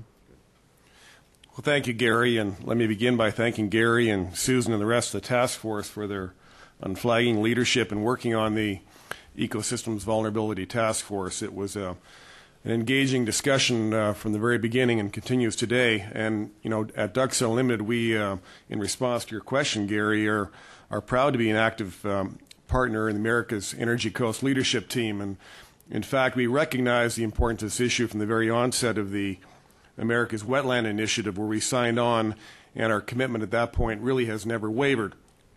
A few years ago, we launched what we understand to be the largest campaign for fundraising for conservation in the history of the world. And that's a big statement, but we're backing it up with a lot of activity, and we've recognized that in setting the framework for that campaign, we set about setting a variety of landscape-wide conservation initiatives, of which we've identified only 9 in all of North America, and the Gulf Coast is one of those 9. So clearly we understand how important that area is. And an often asked question is, well, you know, do you have any skin in the game? Are you engaged in putting some money at the table? And back at the beginning of this initiative, we said we're going to put at least $15 million into direct coastal restoration work. And Ross Melanchuk, one of my great colleagues in this work, has already indicated that we've just exceeded about $14 million in expenditures already, and we're not even getting started. So we do have a very strong commitment, and we're putting that action into play. Now, a number of people have spoken earlier on about superficially that there may be appear to be a number of strange bedfellows at the table here. I think it's been a testament to the quality of the team members. We've been able to accomplish as much as we have. But given our, if you want to call it, genetic disposition at Ducks Unlimited, which is really based upon using good science to develop pragmatic solutions, being cooperative rather than confrontational, and a propensity for action, then clearly this is the kind of forum where we can best apply our skills to make a difference. We heard earlier on from Robert the imperative to move together as a group to solve this issue in a comprehensive way, but I would encourage the group to also apply a high degree of urgency, because in the absence of that commitment to urgent action, the very coast we've committed to protecting in this forum is really going to be gone before we can get to the table. So I would leave you with that as a consideration. Obviously, I think many of you that know our organization know that our mission is focused on wetland conservation that benefits waterfowl, but a variety of other beneficiaries as well. But put in context for the Gulf Coast, this area we're talking about harbors about 14 million ducks and about 2 million geese each winter. And that really says a lot about the priority I spoke to you about earlier on. Now, and it's also a vast landscape stretching across multiple states that are represented here at the table today. But given that region is in jeopardy and its ability to support waterfowl and other wildlife on a long-term basis, we do not have an opportunity to stand by and watch that happen. We cannot allow that to transpire. So given that our mission articulates that while we're focused on waterfowl, a variety of other wildlife, but just as importantly, people are clear beneficiaries of the work that we do. If we've learned anything through this process, it's that it's a very complex systems-oriented approach that is required to be undertaken here. And maybe perhaps put in a little different way, it's a very complex fabric, if you will, that's woven with social, economic, and ecosystems-related issues, that those individual strands are woven together to make for a very strong fabric, and one cannot be taken out of context with the other. So we will not accept as an organization, nor will our task force members, or for that matter, will the entire policy forum accept the fact that this ecosystem and its infrastructure, et cetera, can be put in jeopardy.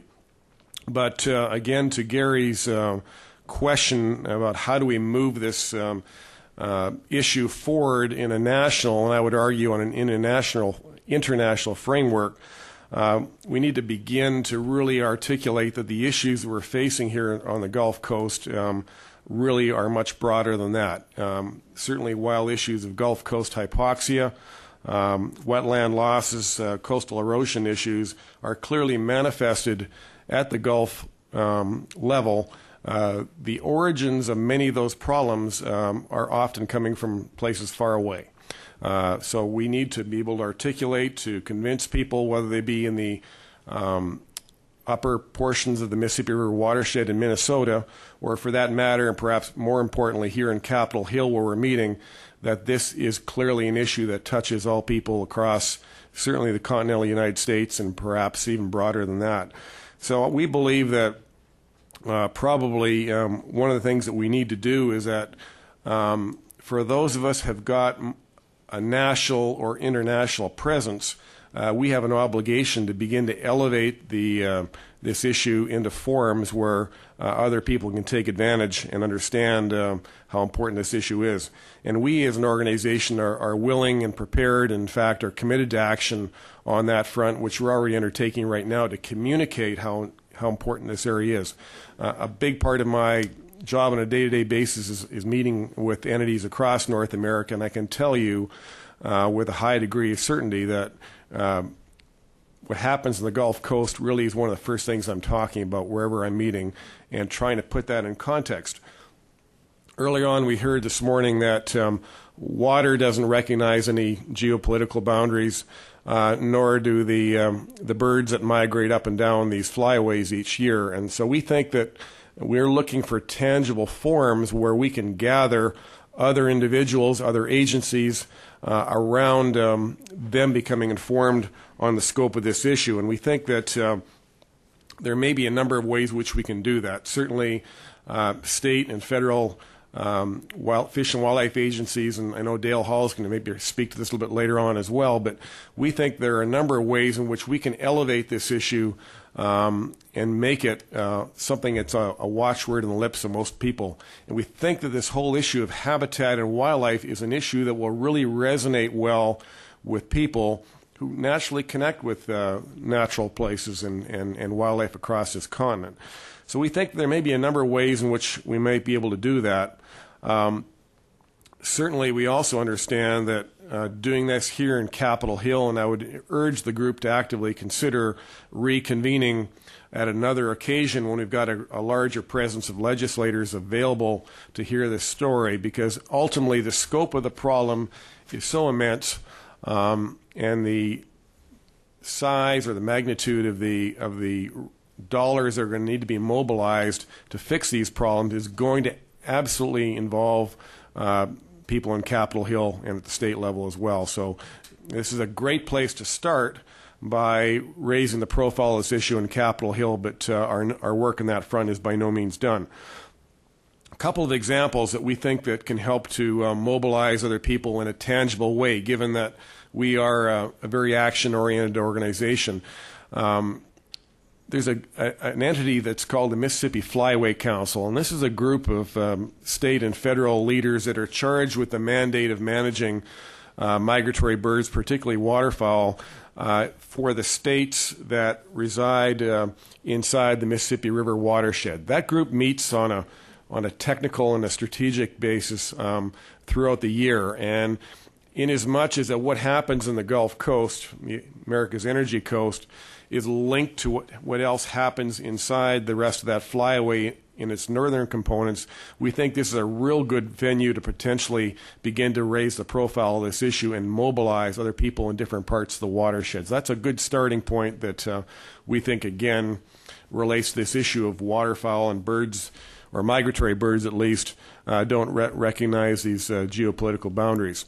The second one that sort of has come to mind, and it's very timely because in about 2 hours' time I'm going to be meeting with representatives of the leadership in the agricultural industry, and we're going to be meeting and talking about sustainable agricultural issues, and particularly in areas that relate to the upper portions of the Mississippi River watershed. And in that forum, I'm going to be raising this issue that we're speaking about today and encouraging the agricultural industry to come to the table. I know Corky mentioned earlier on an initiative that he's engaged with, but I think that it would behoove this group to more actively involve the agricultural sector in terms of our undertakings here, because what happens in the upper parts of this watershed have a great deal to do with what transpires in terms of sediment loading and deltaic building, as well as nutrient loading and Gulf hypoxia issues. So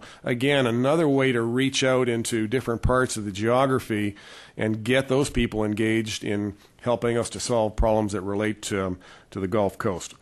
Certainly we've enjoyed our engagement in this forum, but this is by no means the end of the undertakings. We remain committed, as I said at the outset, to carry this issue forward very proudly and prominently. And I think the big challenge for the group now is to convert the action plans into action. Thank you very much, Don and Gary. And just a response to a couple of items you bring up, and we look forward to working with you on an Upper Mississippi, continuation of Upper Mississippi River outreach to the states. Be really interested in what you hear in your meetings today. And Sydney has been starting to organize the World Delta Summit around the issues of climate energy in the coast, where we can bring our groups together with other world interests to have this similar discussion next year. And I would imagine that'll be the middle of next year at some point. Thank you very much. And we will ask Anna Mossenbacher from the Pew Center for Climate Change to come forward. And Becky Carter with the Nature Conservancy. The Atlanta office is going to be a responder. Thank you. And we'll be talking on this issue about climate change. All right. Good morning. My name is Anna Motchenbacher. I'm a Solutions Fellow at the Pew Center on Global Climate Change, located here in the D.C. area. And I've prepared some brief remarks this morning, brief not to suggest that we don't think that climate change is important, but just with an optimistic eye to allowing for questions and staying in our time frame. I've been asked this morning to present action item number 5, to develop opportunities for climate stewardship. Through the 7 elements of this action item, America's Energy Coast has become the leading voice from the region to support taking action on climate change, including the establishment of mandatory federal greenhouse gas emission reduction targets. The Pew Center on Global Climate Change is pleased with the progress so far, and I can say that as somebody who works with states across the country, when I tell people that I work with the Gulf Coast, their eyes and their ears both perk up. People are interested to hear what's happening in this region, and they're excited by to keep track of what comes out of this initiative. We look forward to building on what has been achieved and continuing our work with America's Energy Coast in the next phase of this process. It's been 1 year, and we've seen progress to date, and we're really excited about what comes next and what these action items are really going to bring. America's Energy Coast is uniquely positioned to make the case for integrating efforts to combat climate change with efforts to ensure coastal sustainability. These issues are, in fact, inextricably linked. The cross-cutting nature of climate change means that this topic has important links to many of the different elements of America's Energy Coast Action Framework: coastal landscapes and communities, energy production, use, and conservation, and the integrity of both the natural and the built environments. These many and diverse linkages provide some indication of the significance that climate change has for the region, its people, environment, and infrastructure, and it also helps to explain why climate change does not have its own independent task force. It instead is a topic that has been informed by all of the members of the different task forces and by the policy forum in particular. The action item on climate stewardship presented here today is the culmination, then, of many hours of discussion, numerous drafts of proposed language, and the willingness of many to work toward a common goal. Some stakeholders think that this action item does not go far enough. Others think that it goes too far. But I think collectively what we can all say and agree on is that it goes in the right direction. I want to highlight 4 aspects and kind of draw 4 aspects out of the 7 different elements that are in this action item. First, this action item responds to climate change in 2 ways. First, it advances climate change mitigation measures that aim to lessen the rate and the magnitude of climate change by reducing greenhouse gas emissions. But second, it encourages adaptation measures that will help reduce coastal vulnerabilities, increase resiliency, and in this way help the region be better able to respond to the impacts of climate change, many of which exacerbates the problems that have been mentioned and discussed already, sea level rise, hypoxia in the Gulf Coast, etc. The second element to highlight is that on greenhouse gas emissions, the action item supports mandatory federal emission targets, a federal registry of emissions, and low emission energy technologies. But it further recognizes that, in addition to the need for national level action and uniformity on certain things like measurement, that the different levels of government have different roles to play in responding to climate change. The third element, on energy, this action item expands upon those in action item number 2 that we've already heard about. And it promotes not just the development of low emission energy sources, the use of carbon dioxide in other forms, but also promotes energy efficiency and conservation. Energy efficiency is often described as low-hanging fruit for reducing greenhouse gas emissions. Currently available technologies are a great opportunity for individuals, for firms, and for governments all to move forward and to make a difference and to save money by reducing their energy use. And finally, the fourth element that I wanted to note and highlight is that this action item encourages education and communication and awareness of climate change issues and solutions. So it recognizes the importance and the need for science to inform and protect, to inform both coastal protection and development measures. It also sees the importance of working across different parties, of knowledge transfer as an opportunity to foster innovative technology and different solutions. Responding to climate change is no small task, and the hard work does not end here. I think we all recognize that. But this action framework does provide an opportunity to pause and reflect on the progress that has been made among everyone here to date, as well as to look forward to the challenges ahead, both in terms of the scope of the problem, the interrelationships with so many of the different elements and aspects of the coastal region, and, as has already been noted, the urgency of the issue. Thanks. Thank you, Anna. And I want to thank you all for being with us this morning. This is an extremely important discussion for all of us, and we appreciate your attentiveness to that. I'm Becky Carter. I'm Government Relations for the Southern U.S. Conservation Region of the Nature Conservancy out of Atlanta. And my role is to make the case for why we must develop opportunities for climate stewardship.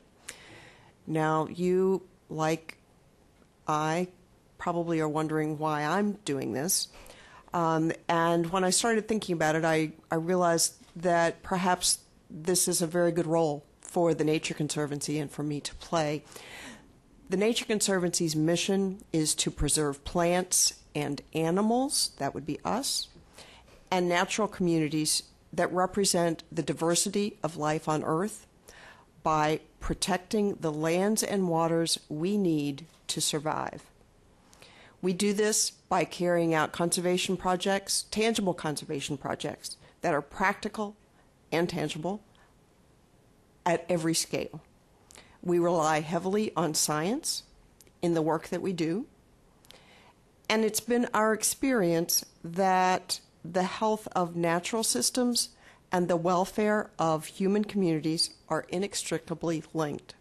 You've been hearing that in one form or another with each one of the task forces that have been presenting this morning. This link could not be more dramatically demonstrated than along America's energy coast. The actions that have been identified this morning and the action framework demonstrate this link. TN's experience also tells us that we need diverse public and private interests all working together in order to achieve lasting success. The Nature Conservancy does not work alone. We have preserves, but we depend on our partners, and it's an interrelationship with those partners, all working together such that we can be successful. And remember what we're doing, What the Nature Conservancy is doing is conserving the land and water, protecting the land and water that all of us need to survive. Now, once again, why do we need to develop opportunities for climate stewardship? There is now nearly universal acceptance that the Earth's climate is warming, and it is at an unprecedented and accelerating rate. Yes, the climate has always changed. But if you look at a graph, if you look at a graph demonstrating the increase in temperature, it's dramatic in the last 50 years. It's dramatic in the last 20 years. Unless we take very significant action, and we take it very, very quickly, the natural systems and the communities that depend on those natural systems across the earth will be facing dire circumstances. Now, I said take action quickly. 30 years ago, we thought there was going to be plenty of time to do something like this. We're now facing, and in Louisiana coastline, we're now facing a loss of 17 square miles of wetlands per year. We don't have a lot of time. Somebody mentioned, I think Ted mentioned a little while ago, if we look to 2017, maybe Ted, this wasn't your description, I don't remember who said it. We look at 2017, that's 9 years from now. What's going to be left in 9 years? We heard the mayor a little while ago talk about the community that is surviving in tents along the coast. The coast is the Gulf Coast of the United States. And pardon me, but this is where 1,400 people died a few years ago, just 3 years ago, in a major storm event. That is an example, pardon me for being dramatic, but it's dramatic. That is an example of what we're facing on an extremely accelerated rate. We've got to take action now. And the opportunity that this partnership, that the coalition, that the America's Energy Coast brings together is the real deal. When I first started reading about what the work of the America's Energy Coast was doing, and when I first read the Accord, I can't tell you how excited I was to read the statement that says, the energy production activities depend on the presence of a robust coastal ecosystem for maximum efficiency and stability.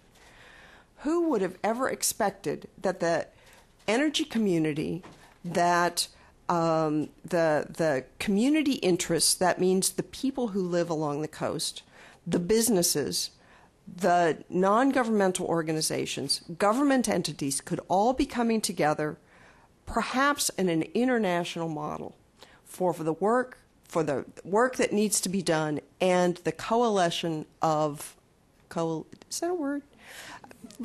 Coalescence, thank you, Karen, of ideas of the work that needs to be done. It is this action framework that we're talking about today. It is the specific steps that have been identified that we need to take and that this coalition is taking together. Without our diversity of interests and the broad-based commitment of this action framework, we will see greater economic costs and social disruption.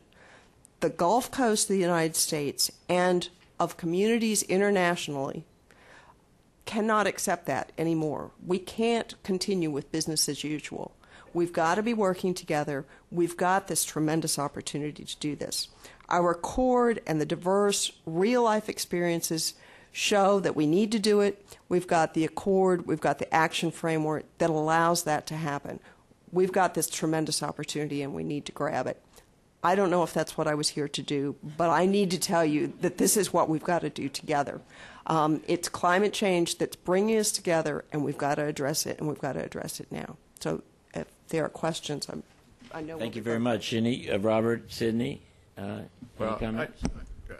As we're going through transition, I think, again, bringing this back to the reality of what is a national dialogue, and it has to do with setting priorities, is setting priorities on projects of national significance that really as you can see in articles or action items 3, 4, and 5, really account for the interconnectedness of the different pieces that we have to put together. And second, of developing feedback effects so that you actually promote these different pieces of these very complex solutions so we can do win-win situations. And the reality is that if we don't do that in the Gulf Coast, we know what the consequences are.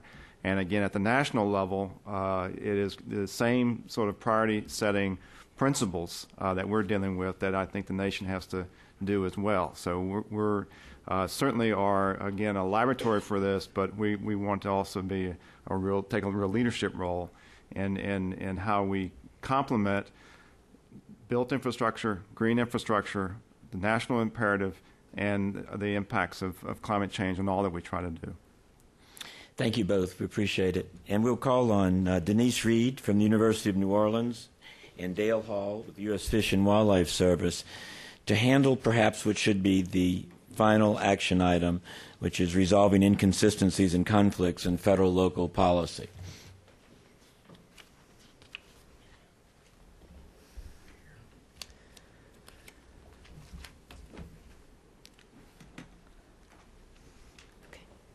Thank you, Val. My name's Denise Reed. I'm a professor at the University of New Orleans. And so you're probably thinking, why have we got an academic talking about policy issues here? Well, I'm not quite sure exactly why I'm here, but let me tell you where I'm coming from on this issue. I've worked for over 20 years on wetland loss and restoration in coastal Louisiana. And one of the things I think that I have tried to achieve during that time is to really have an active engagement between academic scientists, research scientists, and the agencies responsible for moving restoration forward. And I think we've been very successful at that in Louisiana. I think there are successes in that in the other Gulf states too. So we've been building these alliances between scientists and agencies to try and move restoration forward. I have to say that one of the great things about America's Energy Coast effort is it really takes that to another level. Because in all of these efforts, thinking about the future of the coast over the last 2 decades, we really haven't had the opportunity to bring the NGO community and industry to the table. And that is really one of the remarkable things about the effort that we've been undertaking here. And I think that it's from that context of trying to think about how we all work together to solve these problems, having struggled with that for a couple of decades, that I'm pleased to be part of this. What we've heard a lot about this morning is integration. Obviously, we're a very integrated group. We've heard about the need for integrated solutions to the many challenges that face us. With action number 6, unfortunately, we are recognizing that the level of interaction that we all agree is absolutely necessary to solve the problems that we're facing on America's energy coast doesn't exist at the policy context at the federal and state levels, and that is a challenge for us.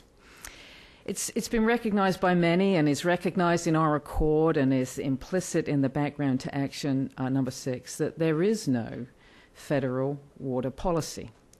And Jerry Galloway and a number of others, we were both on a National Research Council committee a number of years ago that pointed this out very explicitly. We're not the first people to say this. But this continues to be a fundamental problem for us in this country in terms of trying to develop solutions to the problems that we all recognize. Water's fundamental here. We're talking about water for the environment, water for people, water for agriculture, water for industry, including navigation. It's not just water supply, turning the tap on, having something to use in the industrial process, or to grow the rice, or to irrigate the citrus crop on the Gulf Coast. It's really about having water there in the right place that we can move goods and services around. So it's really critical to many of the issues that we're dealing with, and that lack of a national policy there really confounds us. What do we have if we don't have a national water policy? Well, we have a series of statutes and regulations that, if you look at them, really kind of trace the history of this country, perhaps, or at least perhaps our utilization of water resources from the late 19th century on. I tried to make a list here, but it's by no means comprehensive. But from the environmental or the kinds of issues we deal with on the Gulf Coast, we're dealing with such diverse statutes as the Rivers and Harbors Act, NEPA, Endangered Species Act, Magnuson-Stephenson Sustainable Fisheries Act, Coastal Zone Management Act, the Clean Water Act, all of these different statutes that have been passed at various times over the last 100 years or so. We live with this hodgepodge of different policy guidance that we have to try and deal with as we move the issues forward on America's energy coast. In the Accord, and in many cases, it's one of the examples that's frequently used to illustrate this. And I do hate to pick on the Corps, because the Corps of Engineers are some of my best friends, but it's such an easy target. I can't help it. One of the obvious ones is the way in which the Corps of Engineers has a mission to maintain navigable waterways. And removing sediment that accumulates in those waterways is a key part of that maintenance. And that's a very important thing that we need to happen on the Gulf Coast. So on one side of the Corps of Engineers is removing this waste product and disposing of it, while on the other side of the Corps of Engineers there is a mission for ecosystem restoration that recognizes in many cases that sediment is one of the most valuable resources that we have, and it should really be used to rebuild wetlands. There are ways in which they can do it, ways in which they can't. But the idea of the same material being considered by a single agency as waste on one side of the building and as a resource on the other side of the building clearly is just too precious an example of just how things are at the moment. Another good example, I think, of how the kinds of projects that are being done on the Gulf Coast or planned on the Gulf Coast emerge from the kind of silos that we have within our federal government. So it's not just conflict within an agency, it's the fact that agencies work within their own missions and mandates, for the most part, controlled by these individual statutes and regulatory structures that we've placed haphazardly on the policy framework over the last century.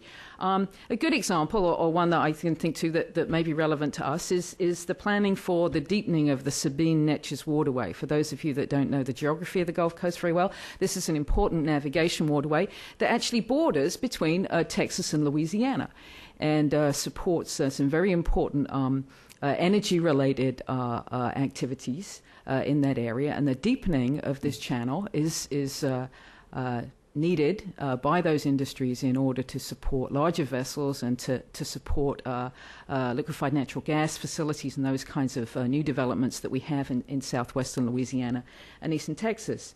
But it's planned as a navigation project. It's planned independently, essentially, by the Corps and their local sponsors, independent, even though it sits on the border between two states, essentially independent of the efforts that those two states have put forward for their coastal areas. We have a major navigation effort, a major investment on the part of this country in America's energy coast being thought of in isolation of all of the other things that are going on.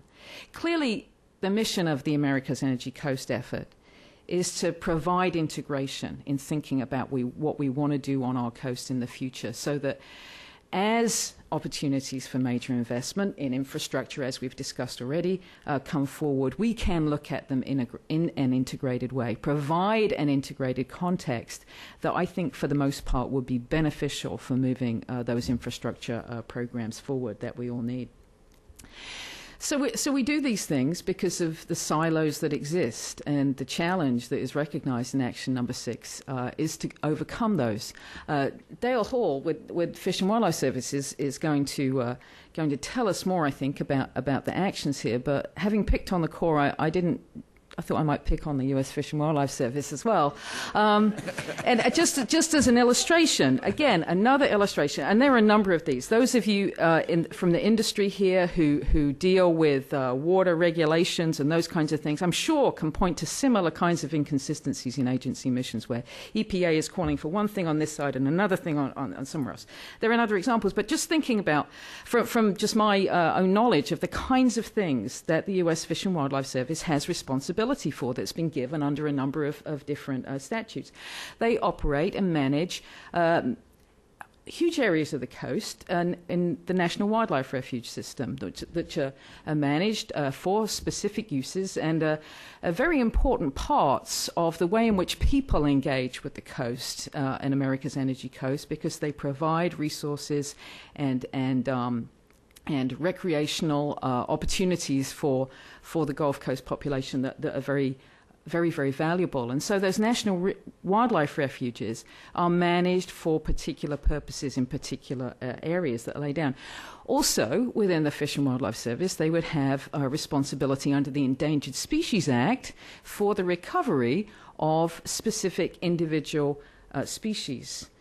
Under the Fish and Wildlife Coordination Act, they would have responsibility for commenting on Corps of Engineers activities and planned activities there. And then, just as another example, sitting on, we honored, America's Wetland Foundation honored John Brough last night. We were talking about the Brough Act and the task force that has managed restoration funding in Louisiana for a number of years now.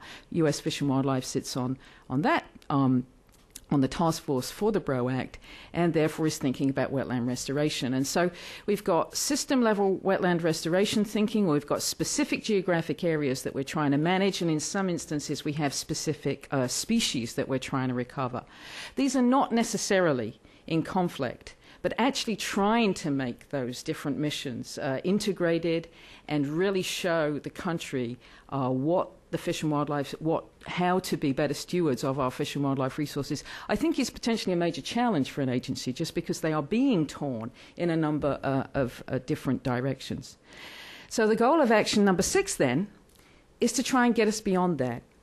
And we've identified over the years these inconsistencies and conflicts. So the challenge is, Dale, how are we going to move forward on this? Thank you, Denise. And I think you've just described why I look 59, but I'm actually 28. You know, there's a couple of things that, and we really didn't collaborate very much on this, but we're going to follow, I think, pretty closely. A couple of things that are really important, I think, to start off with, and that is that what intrigued me so much about AEC was that blame was never on the table. And I think that's really important for us to remember. And I'll go through this. And what I'd like to do is give a little historic perspective, a little present, and a little future in the time that we have allotted. But that's extremely important that everyone sitting around the table is saying, we're in this together, and we're going to try and solve it, and we are going to solve it. No, we're not going to try to. We are. And we're going to get there. And I think that if we look at the history of the conflicting regulations, and there are lots of conflicting regulations and policies and guidances across the government, that there's a reason for that, and it's evolution of values. And I will call those silos that you mentioned values. If you just substitute the name value for silo, I think that it will start to make sense. Because when we start in 1898 with the River and Harbor Act, the primary value was to take care of those river corridors for commerce, the lifeblood of the emerging country. And so navigation was number one, and people, that was the value. And we wanted to protect it. And the federal government was not involved in flood control. Until the floods of the late 1920s and the 1930s, the federal government had a position of they weren't involved in flood control. But then with those massive floods, and after the Depression, there was a need to get going with both projects and with putting people to work and with doing things out on the landscape to try and deal with some of these challenges. Sounds pretty familiar, doesn't it? And so then flood control came in. And along the way, the Mississippi River and tributaries Act was passed, and the two primary purposes of that law were navigation and flood control. Those were the values that had been identified by the American community and the people that they wanted to protect and take care of. And then as time went on, we started getting into the 60s and the 70s, and more emphasis was placed on the environment. And then environmental issues started to come into play. And then laws were passed, the ones that Denise talked about, that had another set of values. And each of these times, the values were identified, reinforced, and instituted without really temporally thinking about the values that had already been thought about, instituted, and implemented. And so we had these conflicts. It was the evolution of the American value system that has created, I believe, these conflicts. No one is to blame. Everyone was doing what they thought was right. There were just unintended consequences that no one could see. And so we got to where we are today with a lot of these conflicts because of good people trying to do good things to help the economy, to help their livelihoods, and to help the environment. But as a result, pretty much across the board, we have conflicts in instituting policies. And so what we sat down to try and do was to try and identify what are some of the things. First and foremost, one of the bullet items that we put together was we need to identify those.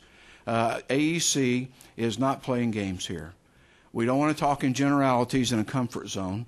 We want to get down into the specifics, into the discomfort zone, because you can't solve the problems if you don't get down and really face where the issues are. And so the first thing we wanted to do is identify where are those conflicts? Where are those places that bump up against each other and keep restoration and economics and social, environmental issues from being able to work together? Where are those places? And so King and I were talking at our last meeting in the summer, and he said, you know, we really need to have a list of those. And so I went back and asked our staff, the people that work in what we call habitat conservation in our agency, and asked them to put together their thoughts on where these conflicts are. Where are the regulations and the policies at odds? Where are just things that slow up the process? Whether it be funding, whether it be, I really gave them no sideboards, but these are people that I had, that I asked to do this, that cumulatively had over 100 years of experience in dealing with federal water resource projects, and asked them to look at them. And in your packet is a draft of that document. Now, my note is on top, and we've just got this done within the last week or so, so I'm going to actually put a Fish and Wildlife Service memorandum on top with a letterhead to show that it's coming from me to the task force. But this is a draft. It's not meant to be the end-all, but a place to begin the discussions. And items in there are identified such things as what's facing us today. We have a shoaling issue and a cost for increased shoaling just downstream from where we want to do diversions to create wetlands. And the problem that the Corps faces, and who pays for that? Is that the project sponsor? Is it the federal government?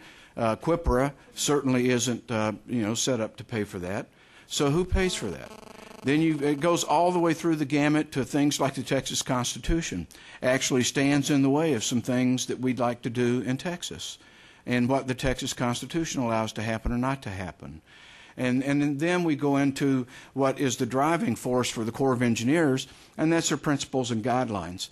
Those are the real rules that they must follow in trying to analyze a project and put it into place, and there are numerous conflicts within those.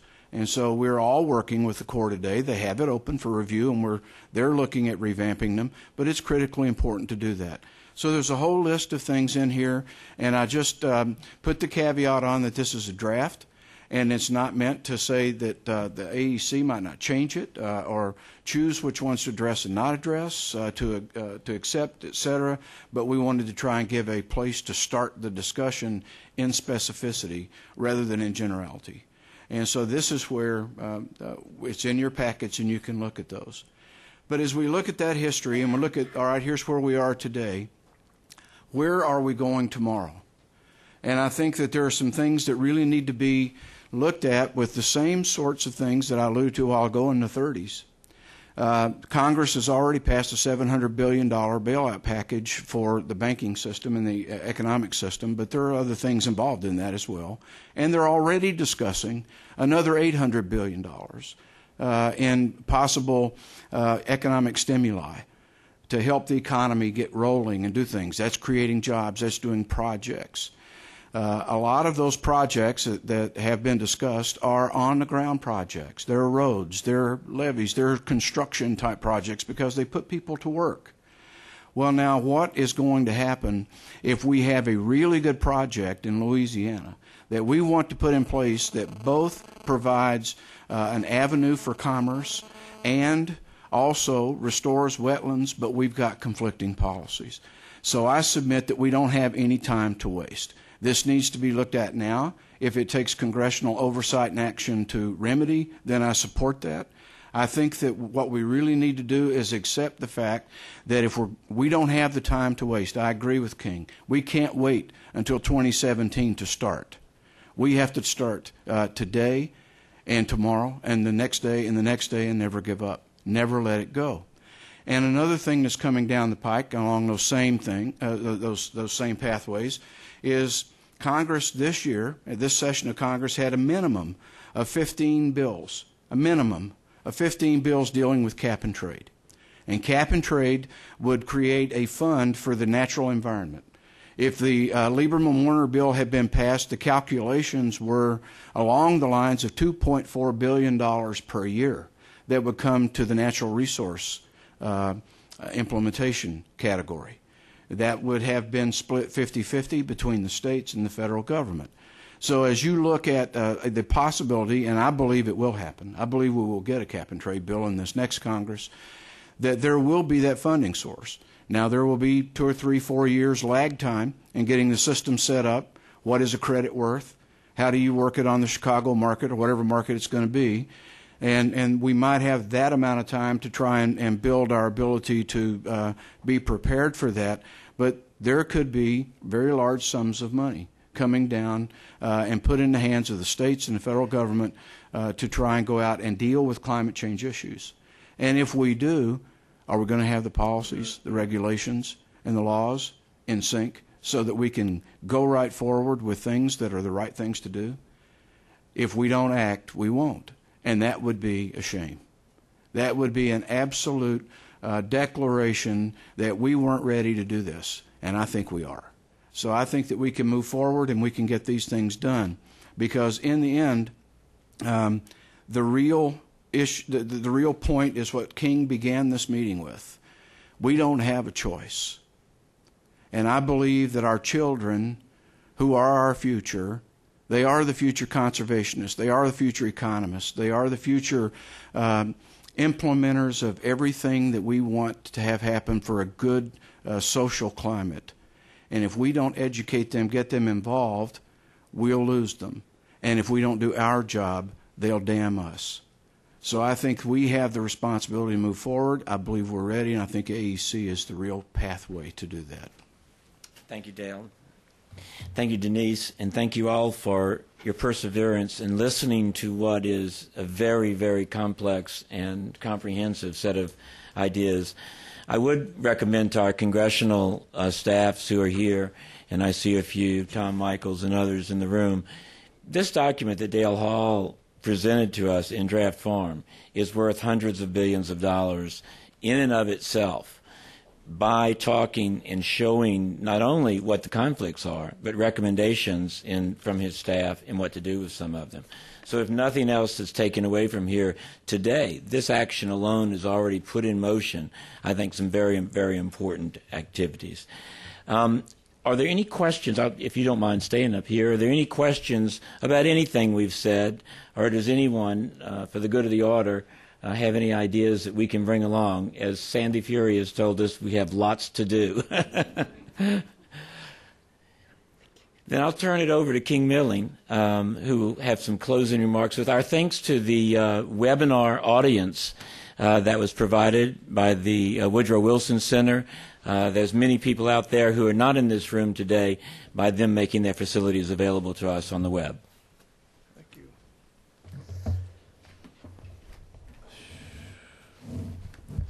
Well, it's been a hell of a discussion. And you know, when I was thinking about what to say at the end of this, it occurred to me that throughout these discussions there has been a demand for intense collaboration, a mandate for sustainability, an absolute need for pragmatism as we prioritize, as we seek best practices, as we go through intensive science and engineering review. And the reason for all of this kind of intense focus is that there's been another word that has been said time and time again, and that is the need for urgency. When we speak about the coastline of these four great states, it is clear indeed that there is a vulnerability that has implications that are far beyond the citizens who live there and the people within the region. It applies to industry. It applies to navigation. It applies to climate, intellectual capital. It applies to the whole rhythm of how this nation will ultimately work, because let's understand something clear. If we do not attack these issues appropriately, if we do not address them appropriately, there will be damage along that coastline. But every citizen in this country will feel that impact in ways that are almost incalculable. Will it be expensive to do whatever we have to do? The answer is yes. But I suggest to you that that expense is minuscule to what could happen if we allow this area to go. So urgency is the issue. So what are our intended outcomes? They are interdependent. Secure a sustainable energy source, oil and gas, and alternatives. Conserve and restore natural resources and coastal environments. Focus on infrastructure that is critical. Promote community resilience. And in order to achieve these outcomes, we will have to take a variety of measures and actions. Where legislation is called for, we will work with our congressional delegation to propose new legislation. When bills are introduced that support our outcomes, we will encourage their passage by engaging our hundreds of partners and our millions of members. Where the action is centered on best practices and innovation, we will engage leaders and convene forums such as the World Delta Summit. We will continue to seek sustainability solutions not just on a regional basis, but on a worldwide basis, because what we do within that region is transferable throughout the world. Still, other solutions requiring things have never been tried before. We go where no one's gone before. Take the white paper presented by Dale just a few minutes ago. He's outlining inconsistencies in federal policies that, quite frankly, have inhibited all of our actions for decades.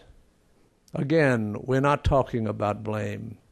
We are talking about the unintended consequences of actions taken by state and federal, by industry, by others, all with an idea of doing and achieving the values that were desired at that time. We can't go back and blame now. We're about seeking solutions as quickly as we can. These are just a few ideas about how we will move forward in the coming months. We will meet again in July because, as you see, there is much that needs to be done. We are just at the beginning of the process, not the end, but the sense of urgency is clear. We must focus on how to solve these problems, and soon. The damage to the system is continuing, and the implications are looming. So I hope you will join with us and be a part of that solution. And once again, I want to thank the Woodrow Wilson Institute for allowing us to be here. We appreciate all of you staying and listening, and I hope that you have found this to be informative. Thank you very much.